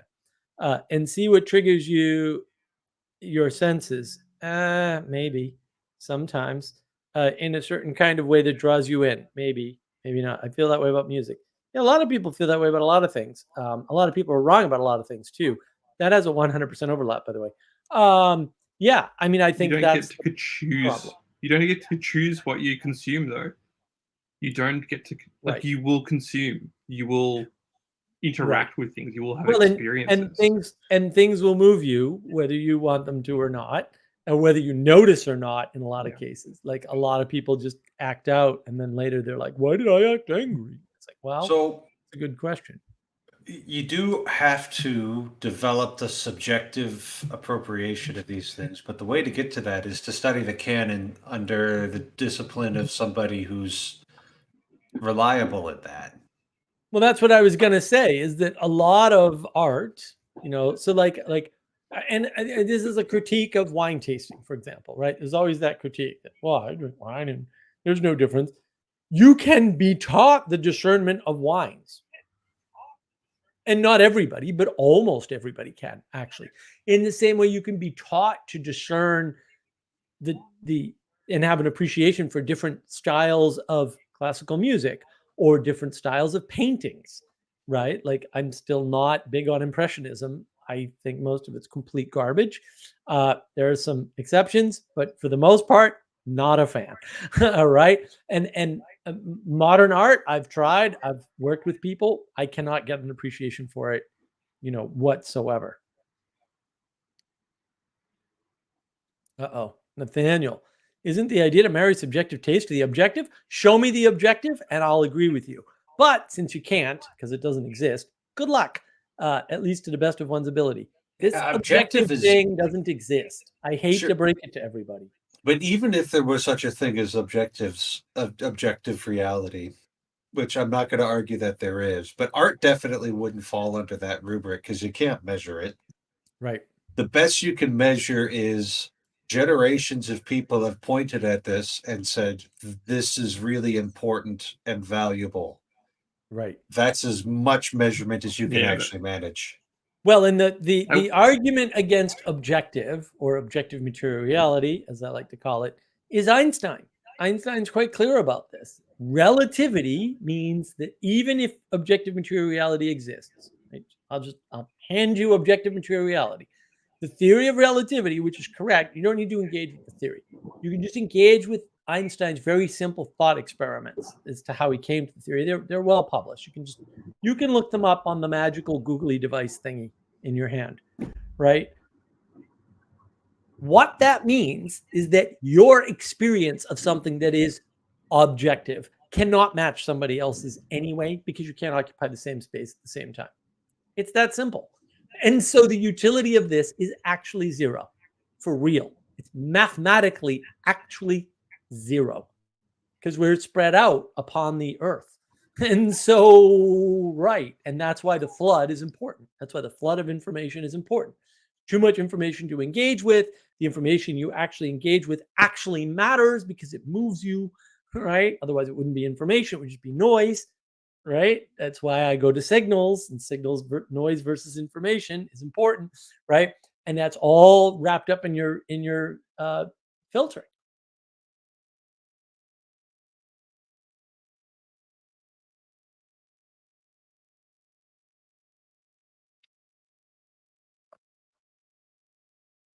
Hooray, we agree.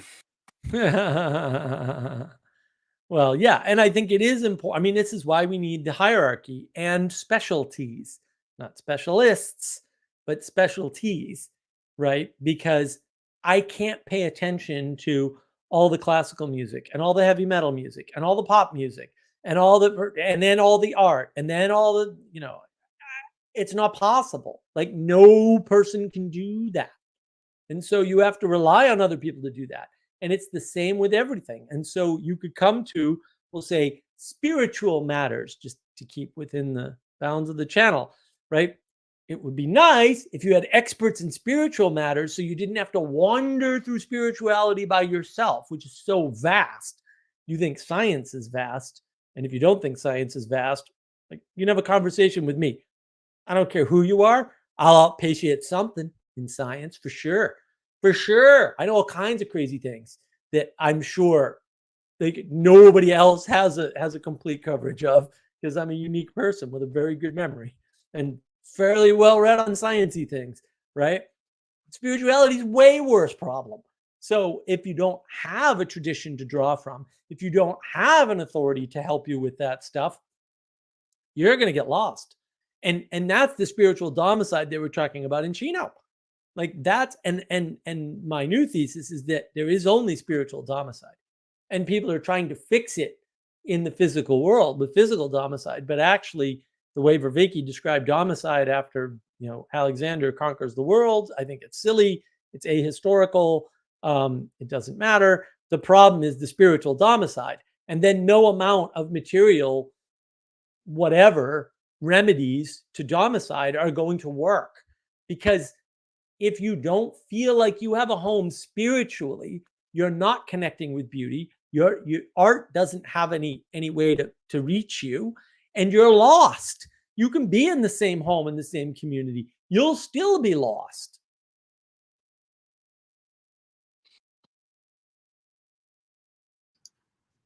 Yeah,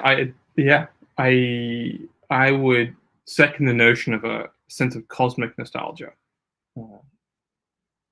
a longing to be shalom would be the would be the harmony.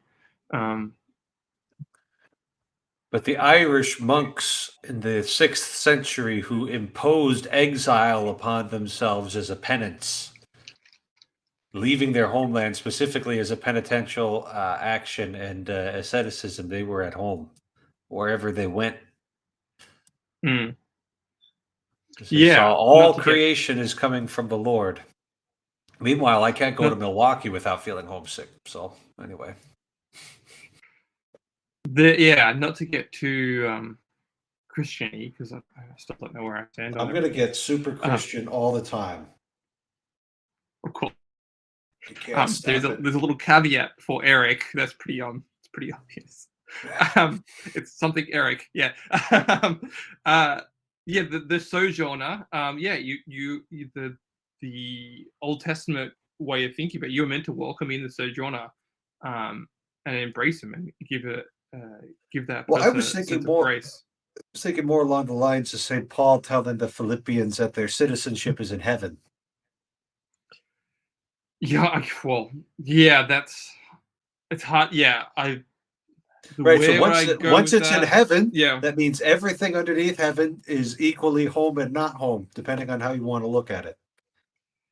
Yeah, I would. How do I do this without getting political? There's in some sense that there are people groups, tribes, collective disconnected from what would be considered their natural homeland, and so I think that was a spiritual guidance that St. Paul was trying to give that particular church or gathering, essentially what a church means. Was that just because they're disunited from what the place of their tradition doesn't mean they're not united to a longing to be united with the brotherhood or the greater church or the holy of holies. The reason why I'd go back to the Old Testament is the fact that many people today do feel like they're wanderers. Like there was actually a whole thing in the 2010s of wanderlust, with people projecting out this desire to have think that they could have this call to adventure from their digital screen or living room through just fantasizing about traveling to another location. Which is to turn the sacred thing of a holiday or pilgrimage into just a trip. And notice that word there. Right.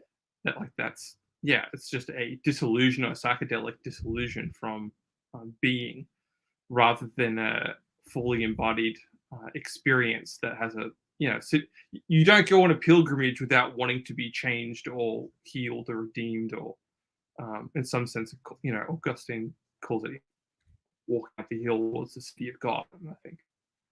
And I think all of life is like that in some sense. Well, well, and Hard a to know. pilgrimage, Yeah.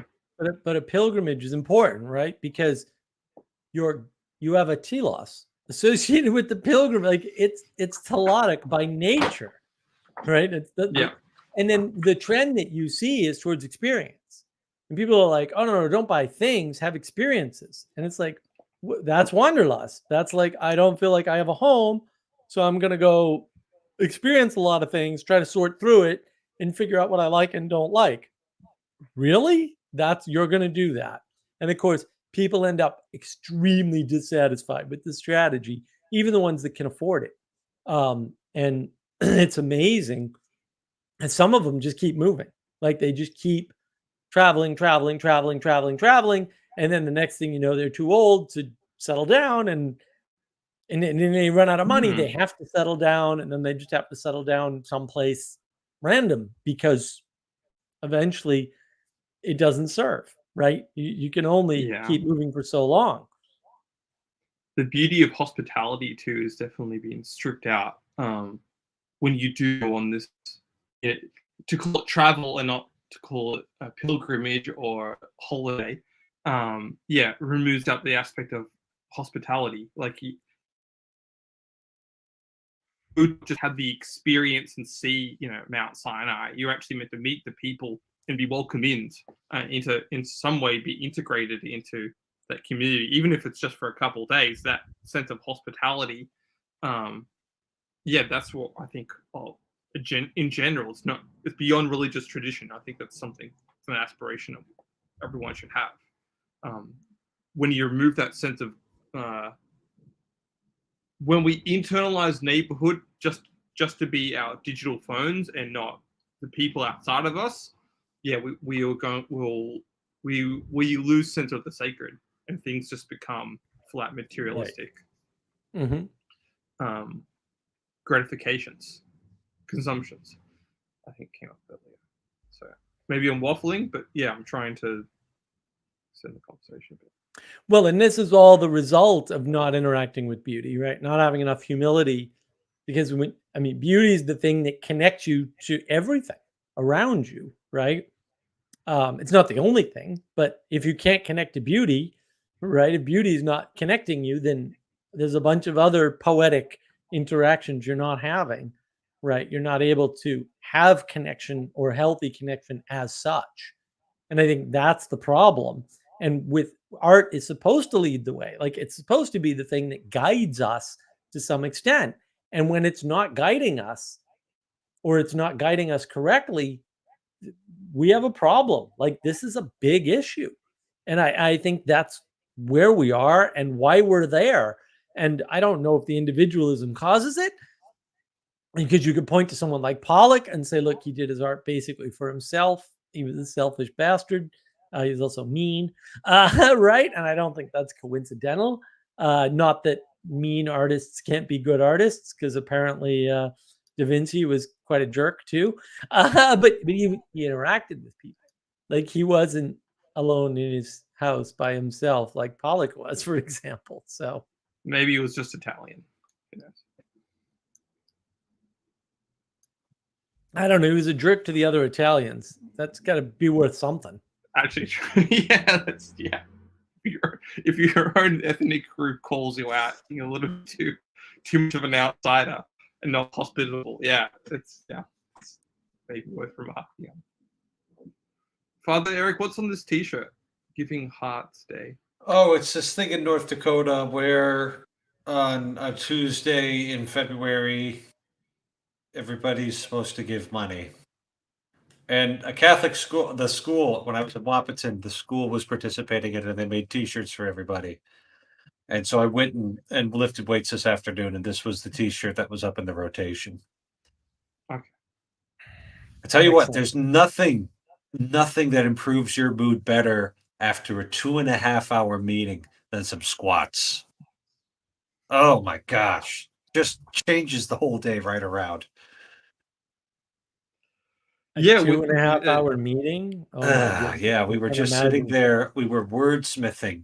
We've got this diocesan synod, so not the big waste of time that's going on in Rome. And boy, if I feel bad for myself for a 2.5 hour meeting, I don't have a 1 month meeting that I have to attend. So praise the Lord for delivering me from that. So this will be next spring, and we're supposed to talk about things, and we're trying to get discussion questions out there, and we spent 2.5 hours wordsmithing these discussion questions.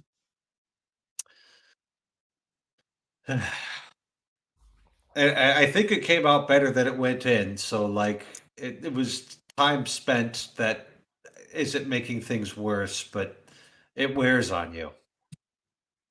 Yeah. Thinking is hard. It uses up a lot of energy. People don't recognize that. Yeah.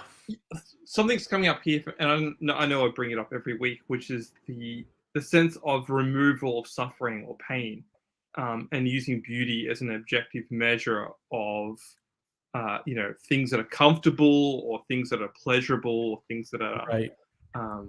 they wouldn't say it's beautiful, but they infer that it's something, it's highly pleasurable or beyond pleasure. A common response to something that's beautiful is crying. Yeah. I myself have even engaged in tears in response to beautiful things. Is that pleasant? I would posit that it's painful and a little bit messy.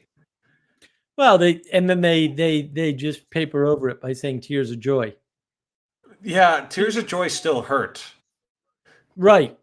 Well, and that's the thing. Beauty can hurt you. Yeah. Like it can, and it can hurt others too. Like now, maybe it hurts to heal. I'll buy that. I'll buy that any day of the week and twice on Sundays. But it definitely does. Can confirm. But just to have like this crude, taking away the pain, and it's like, no, that's what whiskey's for.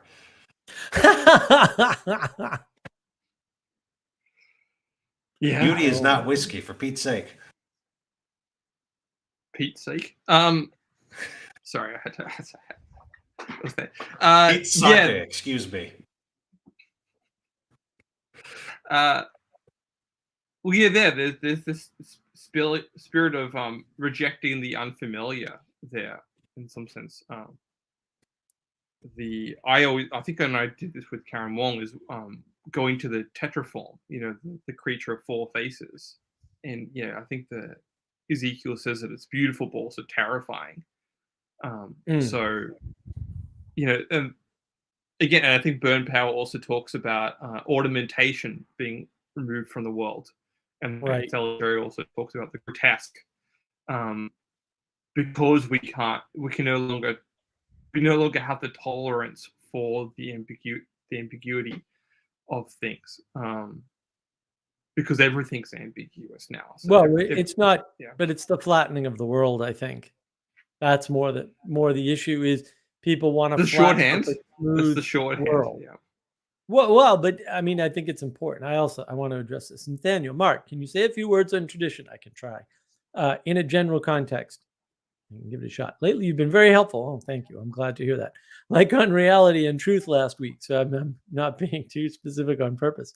Yeah, that's fair. Look, and I think that the role of tradition is really important because tradition is a representation of distributed cognition through time. John Vervaeke talks about distributed cognition. It's a great point. I know it's not his point. Whatever, it doesn't matter. He talks about it. It's important.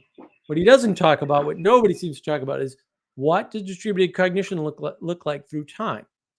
It looks like something that lasts a while.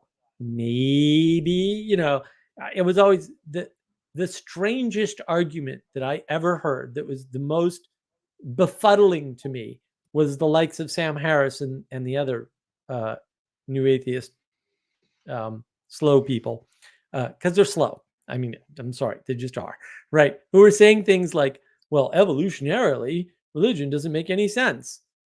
Okay. That can't be true. In fact, the opposite has to be true. Like, if religion served no purpose, evolutionarily, it wouldn't have survived according to your definition of, not mine, but your definition of religion. So you're obviously just being contradictory to be stupid or something. I don't know what you're doing here. It's dumb. It's obviously dumb. But without tradition, no one saw that.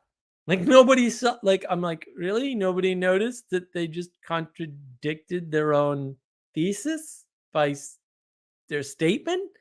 We don't even notice contradictions, right? We don't get it anymore.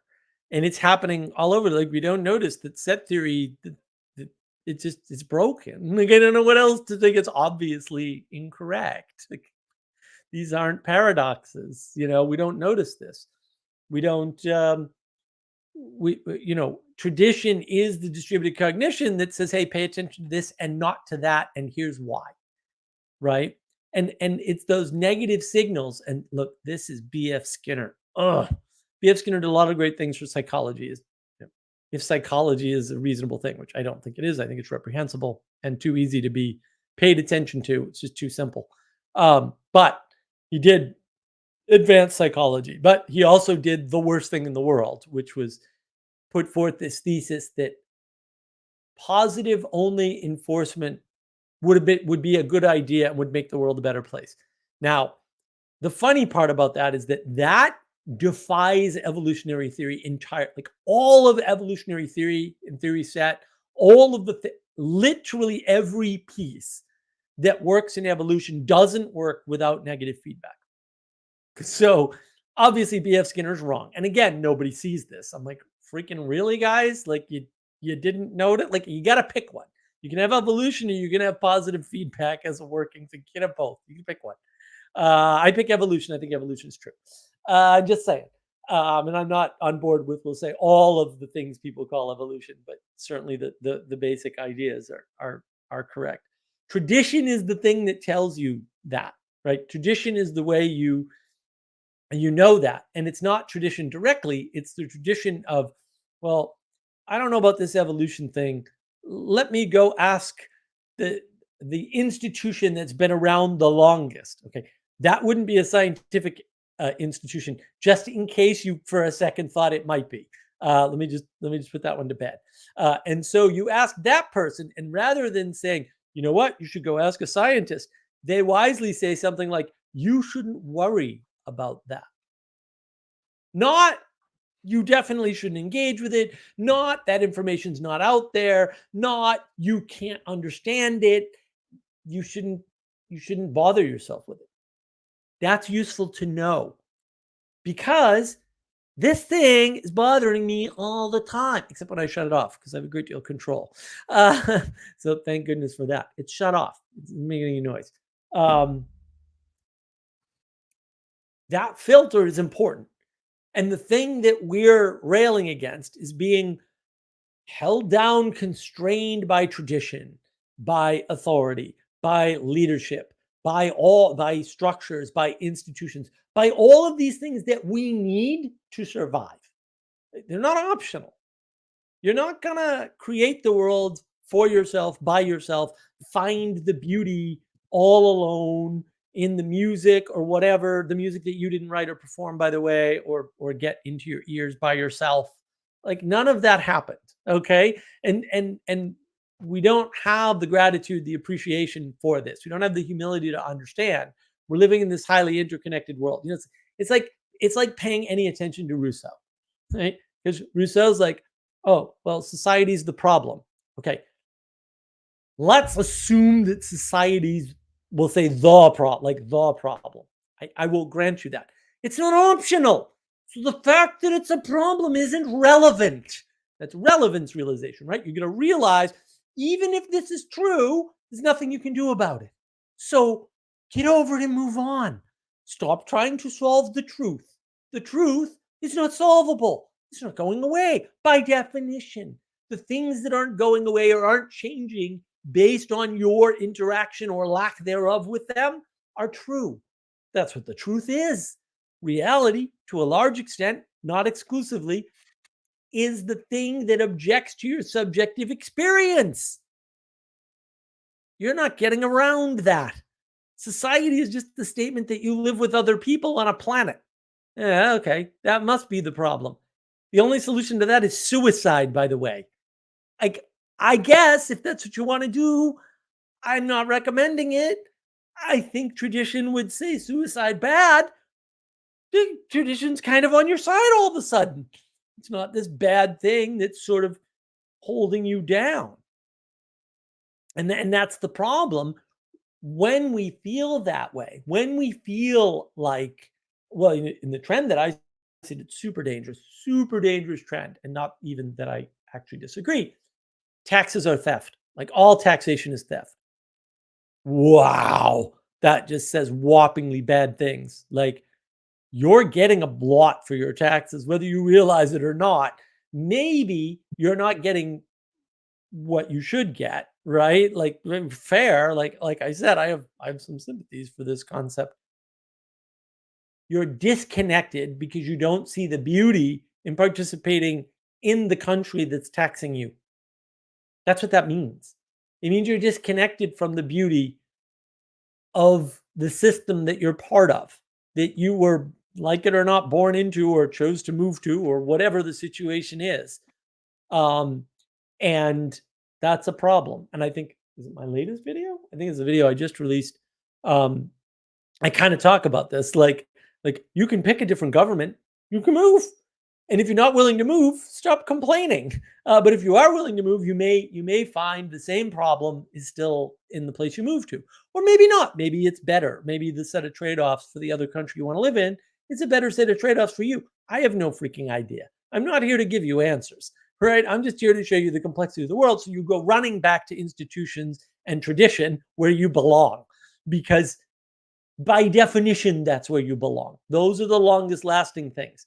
And if you don't believe the longest lasting things are the most important, you're denying evolution, which is fine. But also, if you're denying evolution and you're headed, straight towards nihilism, save yourself and everybody else some time and trouble.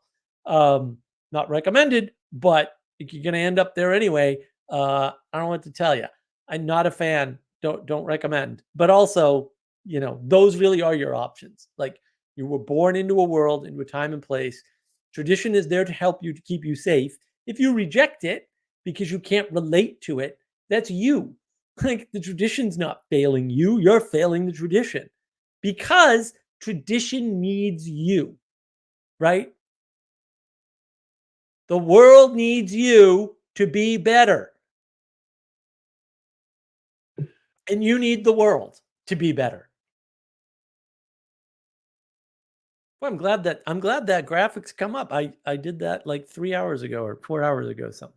So with Adam's help and a little help from Sally Joe, although not much. So tradition is useful relevance realization over time. Yep, that's part of it. I mean, tradition does a lot of things, but relevance Yeah. realization is one of them, right? It helps to tune your relevance realization. Without tradition, how would you know what to pay attention to? See, the thing is, people think like, oh, I'm not embedded in a tradition. No. You may not be embedded in tradition, but man, no matter how not embedded in a tradition you are, and this is Tom Holland's point, although I think people take it way too far, like you're still benefiting from the tradition, even if you're not participating in it. Now, a generation or two of that, and we won't have tradition left, and that would be bad. And you can say, well, that's silly. Oh, really? They're knocking down statues. Like, what do you think that is? They're denying tradition. They're destroying tradition. They're trying to get rid of it. You can say, oh, well, General Ely had slaves or whatever. Maybe. I don't know what to tell you. That was part of the world, but also war hero from the Mexican War. So and we celebrate. Look at the Bunker Hill Monument in Boston. Why would you bring that up? It's history, I know. We lost the Battle of Bunker Hill. It's actually the Battle of Breeds Hill. Don't get me started. We lost that battle. Why do we celebrate it? We celebrate a lot of things that aren't necessarily good. Why do you celebrate? To remember them. Why? Because it's important to know about bad things as well as good things. You can't just know all the good. This is back to B.F. Skinner and the Walden was his project. Walden 2, his son tried it again. It's like, you people, your experiment keeps failing. Maybe that's because your thesis is wrong. I don't know. It's usually how science works, even though you don't want to admit it. B.F. Skinner, positive only reinforcement. It doesn't work. You need the negative to be out there, to have contrast. And things like tradition help you see contrast. Like, what's new in the world? How would you know what was new in the world without tradition? Like, puzzle me that one. And that's why tradition is useful. And that's why when tradition is being destroyed or denigrated or whatever, you know that there's a loss of beauty in the world too. Because the same thing that connects you to beauty can connect you to tradition. And that's the poetic way of informing the world. See my video on the knowledge engine. It's a great video. And Nathaniel, thanks for that. Oh, well, you're welcome, sir. Yeah, it feels like most people think traditions are just some of the options on a menu. Good point. I start RCIA next week, so I have tradition on my mind lately. Excellent.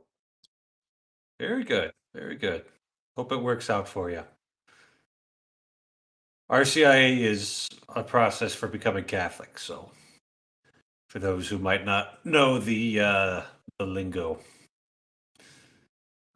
I don't think anybody knows that lingo. You guys are Yeah. freaks. You make up your own crazy. well, it stands for Rite of Christian Initiation of Adults. Although apparently, when they republish it, it's going to be the Order for Christian Initiation of Adults. Now it's going to be OCIA, and that's going to be a pain in the butt to re-educate people on. I think you said this too before. Oh, He's gone, isn't he? He froze. Damn it, Jesse. Why did you freeze? It's the Australian wallaby upside down. Yeah, but it's summer there. Or it's spring. It's moving spring into over summer. there. Yeah, could he but the be frozen? wallabies don't care. The wallabies are upside down. They freeze people? No, the wallabies just flip the packets. If they don't flip the right packets right side up, when they get here, they're upside down packets. We can't read them. Oh, No, there he goes. He's turned into a circle now. it turned into a circle of death. Nathaniel says, thanks. You're most welcome, sir. Most welcome. Yeah, I hope that's helpful. I'm very frustrated. Like, everyone's like, the problem is I listened to, I guess, Donald Hoffman talk to Jordan Peterson. And it's like the blind and the stupid leading the other blind and the other stupid. I'm like, you guys just need to pick up a book. I suggest Plato's Republic. Like, I don't know what to tell you. All the stuff you're talking about is actually in that book. I don't know why no one mentions this, by the way. So I've got my beef. I was told that the entire history of philosophy is just footnotes to Plato's Republic. So I was told that. I don't know. I got the true. yeah. Here's the worst part. These so-called modern quote philosophers, whatever the hell they really are, have not mentioned Book 8. So in the middle of Book 8, it talks about the end of democracy, the cycle of democracy, and how and why it ends. And if you read it, you go, So you look down, you read a line, you look around, and then you read another line, you look around again, and you read like, it looks like a manual on what's actually happening here. And no one's mentioned this, like literally nobody. I'm like, really, guys? What are you doing as philosophers if you haven't mentioned, hey, you should check out the middle of Book 8, where it talks about the end of democracy and how it changes. Plato can't keep getting away with this. Ah, there he is. He's back. All right, Jesse, what were you about to say? Oh, I was going to comment on your previous personal chat video about you owe your life to the culture. And my StreamYard. This is so bad. 1 second, guys. Uh-oh. Jesse's all upset. Let me read this. Benjamin Franklin. One may ask, which tradition? Yeah, you can if you want. If you want to be a rebel, be a rebel. But kill yourself instead. It's way quicker, dude. Like, honestly. Like, just stop. Stop rebelling against absolutely everything. If you're gonna do the Last Samurai stuff, you really just need to go 100% all in. Right. Like, I don't like. Oh, you're not really don't spend 2 years in each tradition. That's not going to do you anything. Right. There's all these traditions, and I have to figure out which one to choose. You can't. It's just not an option for you. You're too stupid. It's just that you have to be by definition, right? I was recently watching a documentary where the interviewer in An African tribe asks an anarchist girl, why don't you want to get the lip plate? Yeah, well, the anarchist girl says, I don't feel like it. It makes me feel bad. The interviewer says, but the husband won't pick you. She says, if someone likes me, they'll deal with it. Well, look, if she wants to be an individualist, she can be an individualist. But I don't care. Like, you can't save people from their rebellion. I'm not sure.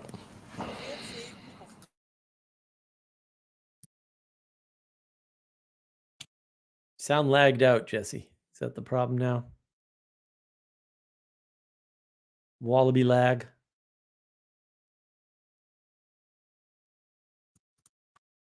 Yeah, I don't understand this obsession with the individualistic. Well, I got to decide for my. No, you just got to pick one and go with it.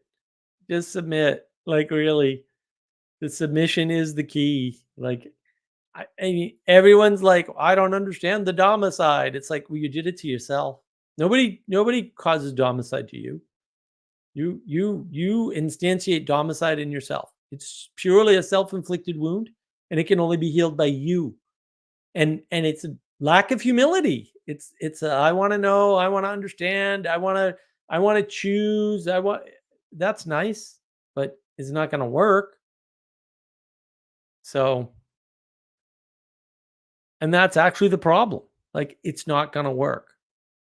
Everybody wants it to work, but it ain't going to work. You're just not smart enough. You're not strong enough. You're not capable enough. You're not competent enough. You're just not.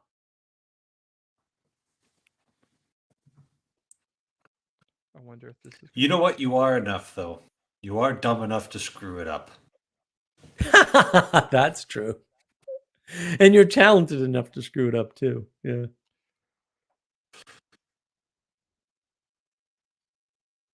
Yeah, I had thought maybe we could discuss the different beauty standards between different cultural or people groups, but perhaps it's already been solved with the different signals and different messages, the different emphasis that people carry, and why they would do that. Yeah, it's based upon tradition. Yeah, we can go into that. Let me address Nathaniel first. That's so true. I stumbled upon Ignatius and began to slightly pull my head out of my own ass, as if I don't know that there are other traditions. I didn't throw a dart at a board, right? Well, and I think the same thing that calls to you that we, with beauty, calls to you for which tradition, right? Which tradition are you resonating with?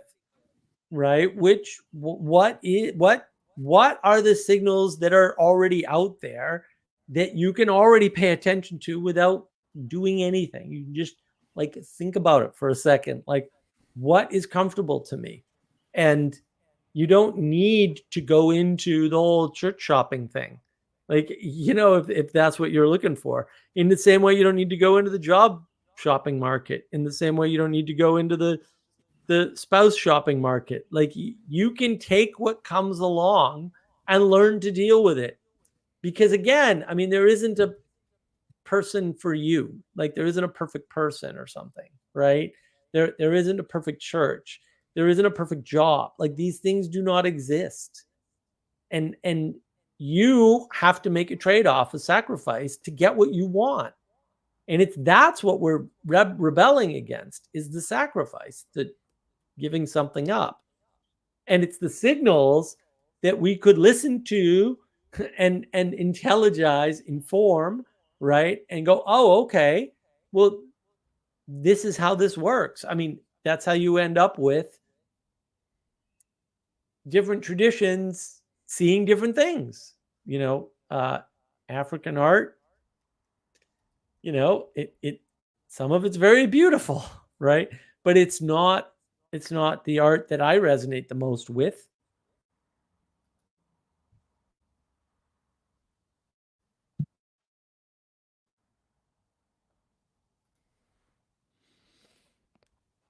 I was just looking up there the definition of adornment.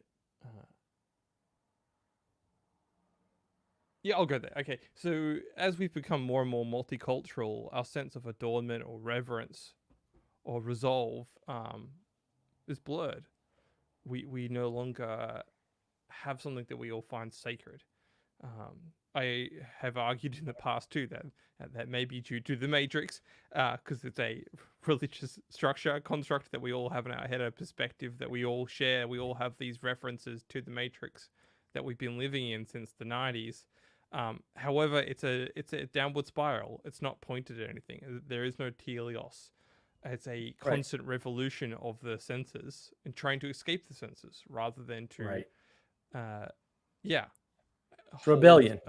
Yeah, exactly. Yeah, it's anti-communal, obviously, because there's no common sense there. There's no sense of well, yeah, beauty. Because beauty is no commonality. Held reference. Yes, true. No traditional culture as well. So the commonality is that's what cultural groups hold sacred over time. And if we don't restore that sort of sense of adornment or reverence, we will participate in the destruction of the world. Right. And the destruction through the flood. Because one thing that happens when you flatten out the world, when you remove the hierarchy or try to remove it, is things spread out. And now you've just got signals further and further away from you, which means you have less commonality. The thing that creates commonality, the way commonality manifests in the world, is in a hierarchy. It has to be, because we have to be closer together and we have to be pointed up at the same thing. Otherwise, the world flattens, everything spreads out, everyone's looking across, everything's equal, but also there's no judgment. And so there's nothing higher anymore. And so there's just chaos everywhere all the time, constant rebellion. That's what you get. That's why you don't want to flatten the hierarchy out. And it's like, well, then how much hierarchy is too much? I don't know, but I can tell you we don't have enough. I can tell you that for certain. That's not hard to tell, right? That should be abundantly clear by this point. Yeah, well, I'm not sure how Father Eric would put this, but I think you have to look into the signal to noise ratio of your own soul. If you're constantly surrounding yourself with noise and distraction, you won't find the true signal. You won't be able to. Yeah, everything will be too chaotic in your own head. You won't be orderly, and everything outside. You'll project that disorder outside of yourself, but also you will let in as well, because that's what's familiar to you. So that's the process of becoming sanctified, would be a traditional word. You could just say, well, it won't be disordered to you. Of good character. Yes. Right. But it won't be disordered to you. Right. But you'll be spreading your personal signal out, and that will create disorder because it's your personal signal. And I have my personal signal. And then, everyone's got their personal signal. And that's just disorder. That's chaos. And if you're projecting disorder into the world, you're probably swearing a lot. Yes. Like uncontrollably, unconsciously, and all of the disorder just spills out when you drag the lower into the middle and drag the highest down into the middle. After there was Peugeot on Pints with Aquinas, I'm like, oh my gosh, that makes so much sense. I'm just mad I didn't come up with it myself. Well, and that's the equality doctrine. It's very dangerous. And constantly trying to drag people up and down, it just doesn't. I mean, when you drag people up, they don't get victimized in the same way, but they still get victimized. And I would argue it's always worse, right?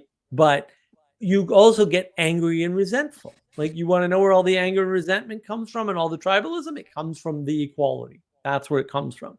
People don't want to be equal, first of all, right? They want to know where they are in the world. And when everyone's equal, no one's anywhere in the world.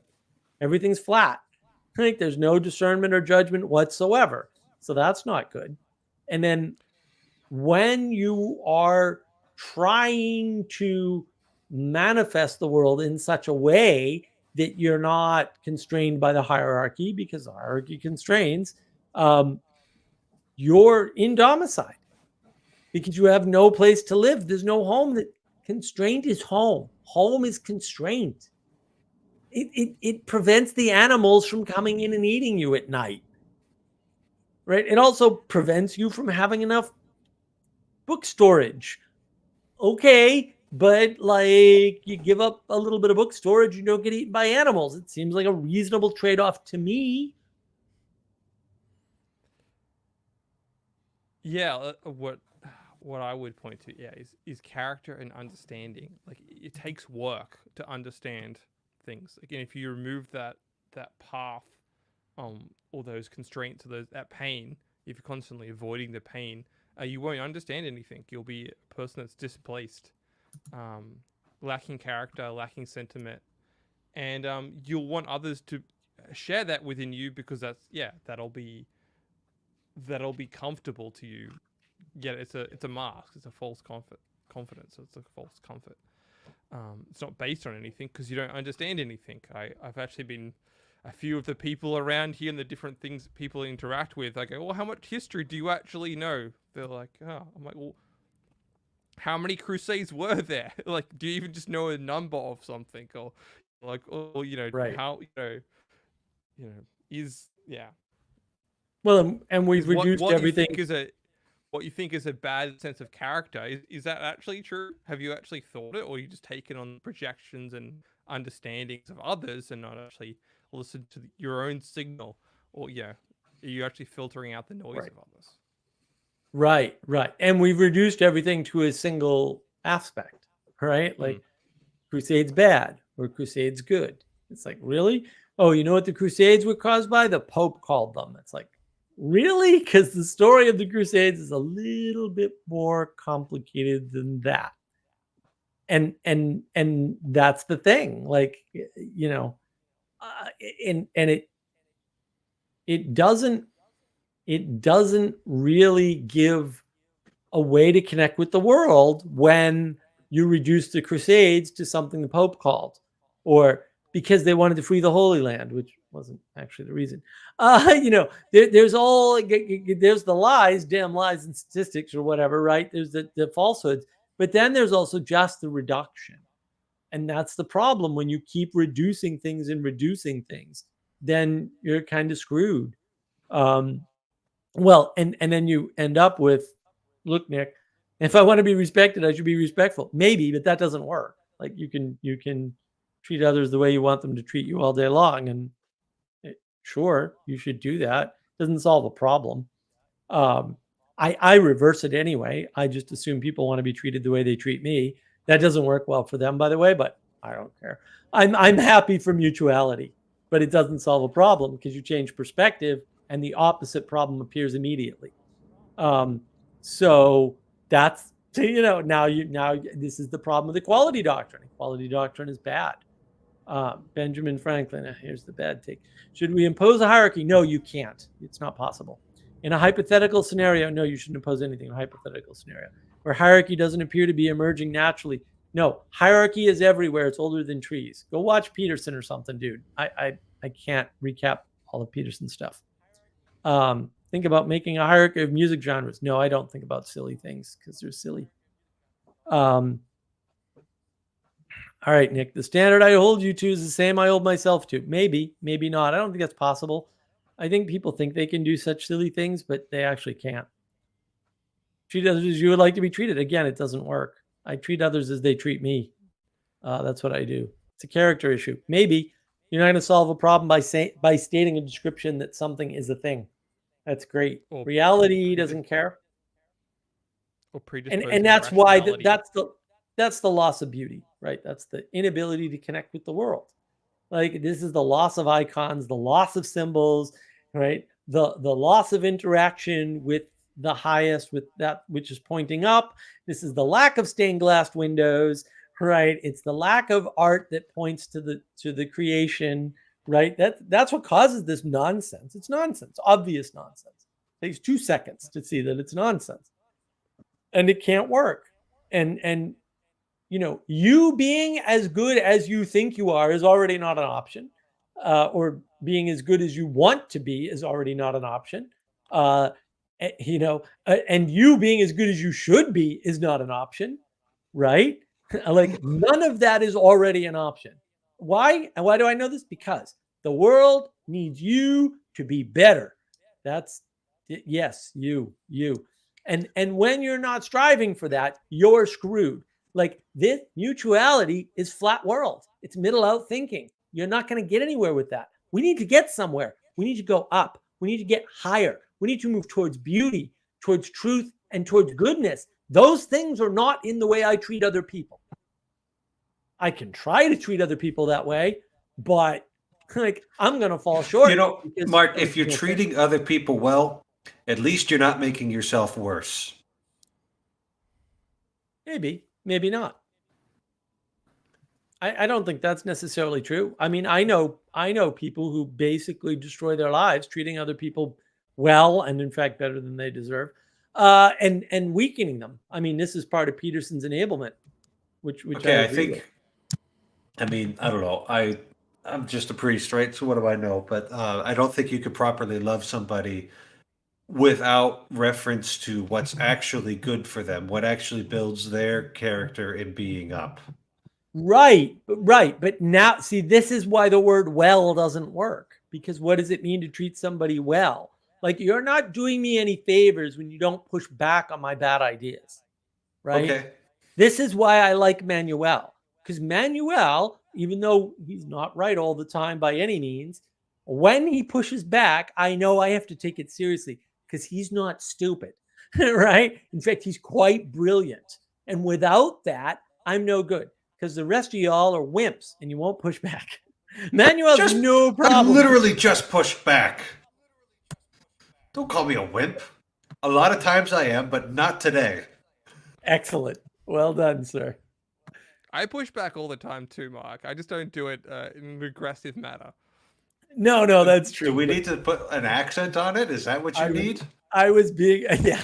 Do we need a Dutch accent to sound more pretentious?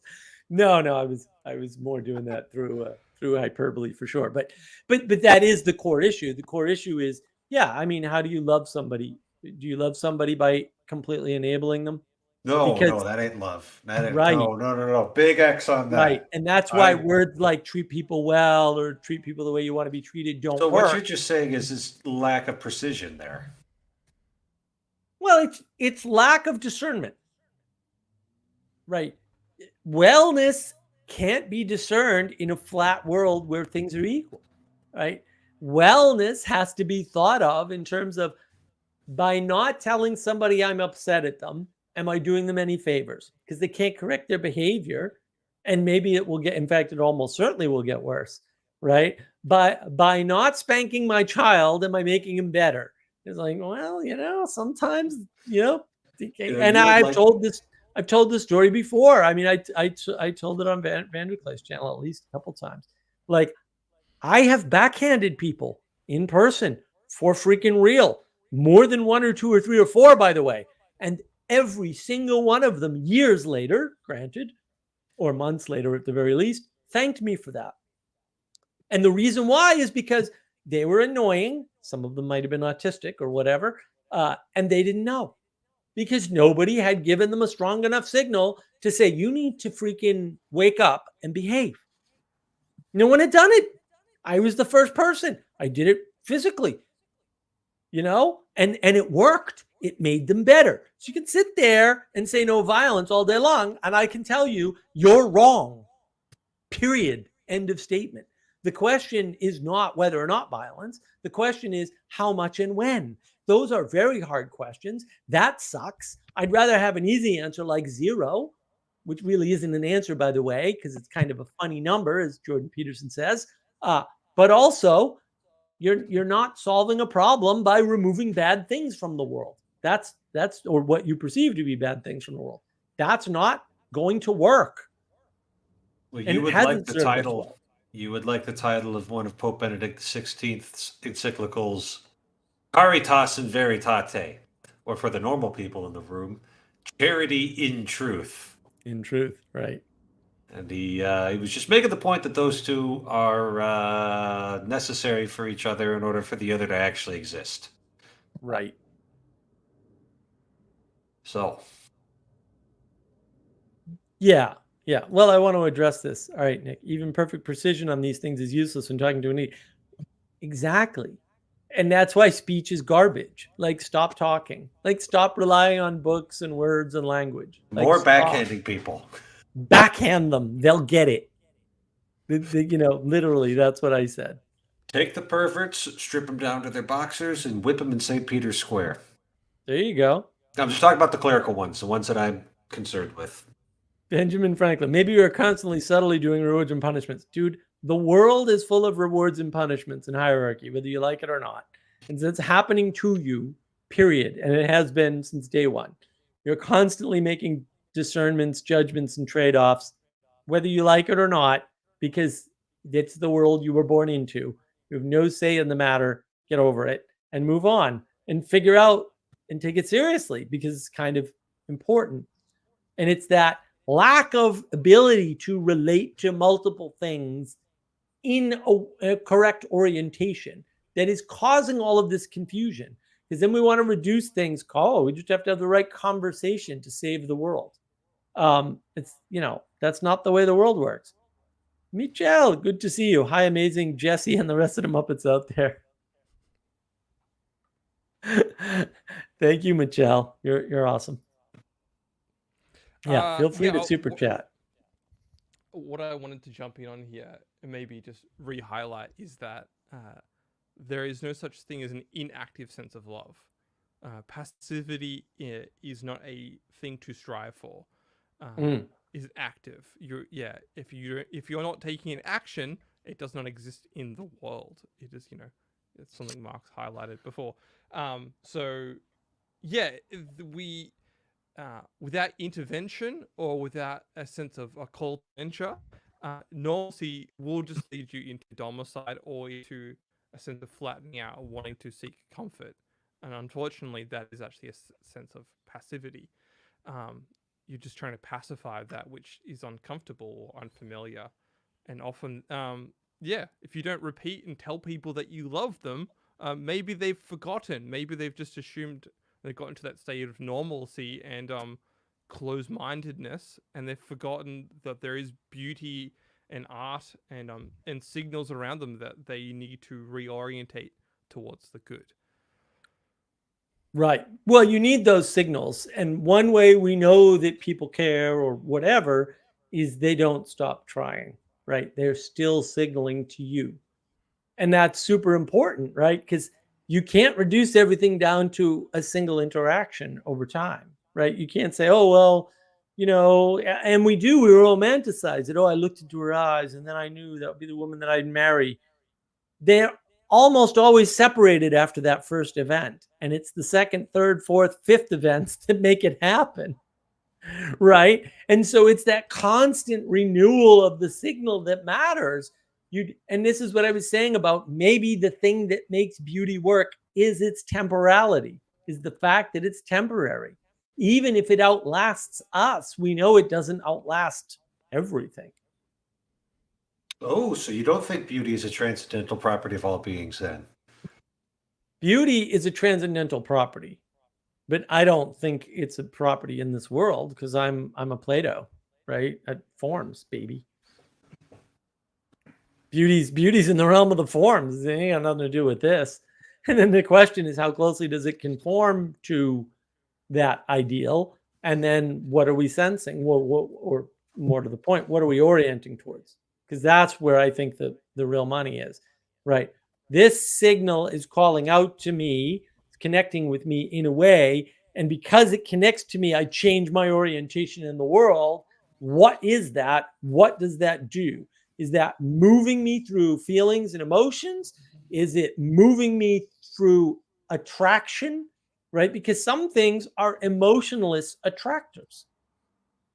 You're just like, oh, I don't know why I like that. So you're not in touch with your emotions in the moment. You don't know what you're feeling, but I like that. Okay, fair. It's moving you without emotion. Because emotion isn't the only thing that moves you. It's certainly a thing that moves you. It might be the thing that moves you the most often, but it's not the only thing. And that's mysterious for sure. And beauty can have that quality for sure. I mean, and what is that quality? What is that quality of orientation, aspiration, inspiration? What's going on there?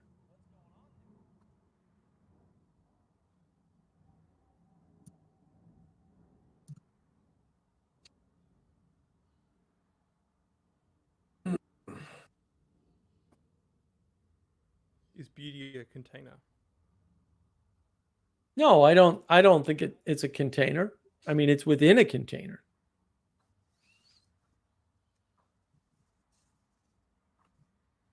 Right? Like the flower contains the beauty. Okay, fair. Whether it's opened or closed, closed flowers can be beautiful too. But when they open, they get really beautiful, I would say, and that's nice. That's Yeah. and containment is required for beauty. Like if it were just everywhere, it would just be blinding, and you wouldn't be able to interact with it anymore. And like Karen Wan talks about this all the time. She's like, it's the constraint from which the beauty emerges. Yep, it sure is. It's the constraint that causes you to make the beautiful art. That's the art doesn't happen without the constraint.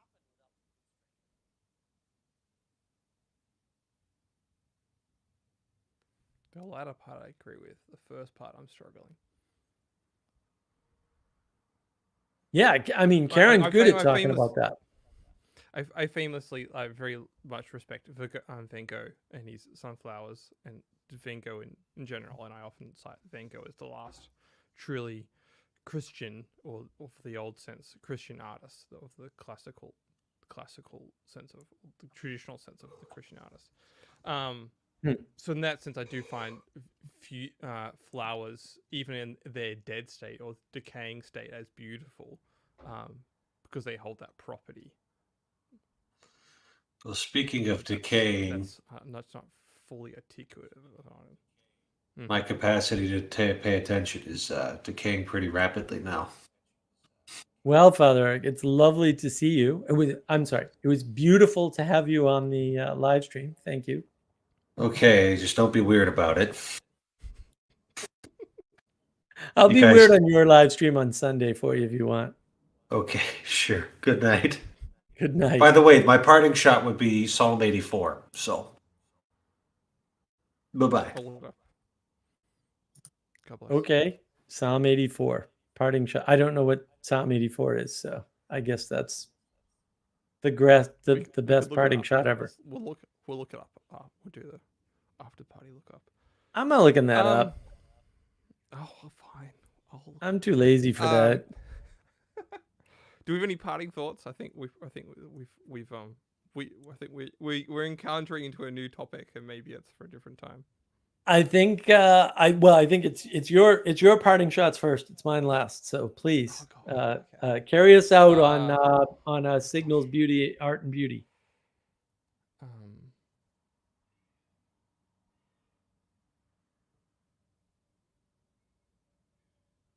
Yeah, because we were just scrambling into territory about artifices. What I would say is that some of the best wisdom I have ever been given is that you don't make art. Your art is your life. Your art is you don't have goals. You have a system by which you generate goals. So if a goal is unattainable, is undesirable, or you can recorrect through that understanding, through the system, or through the art of your life and the beauty that you're creating through living or participating in being or sharing with others or being hospitable. That becomes far more purposeful, far more valuable, and far more ideal than a single entity or single property or a piece of content. You don't want to be known for one act in time. You want to be known as a person of character, as someone that is continuing the legacy or the tradition and adding and benefiting from the culture. So that's what you're called to. It's what the adventure is.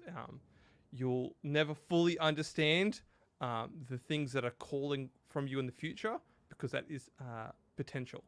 And so live up to your potential. That is the art of your life. I like it. Well said. Yeah, and I think if art is not reflecting your experience, right, with something higher, then maybe keep it to yourself. Maybe it's not good for everybody, and maybe it's not even good for you. That's what should be going on. and that's what makes it beautiful, right? And beauty is not a quantity, and it's not quantifiable. It's not quantitative. It's a quality, and it's not a single quality either, right? Which is why different people can find the same thing beautiful in different ways. Like, that's perfectly valid, and it creates all kinds of problems for us. Totally get it, completely understand, but also it's the way the world is, and it's good. It's good that the world is that complex and we're able to interact with it in that many different ways. That's why we need orientation, so that we can have proper navigation through the world.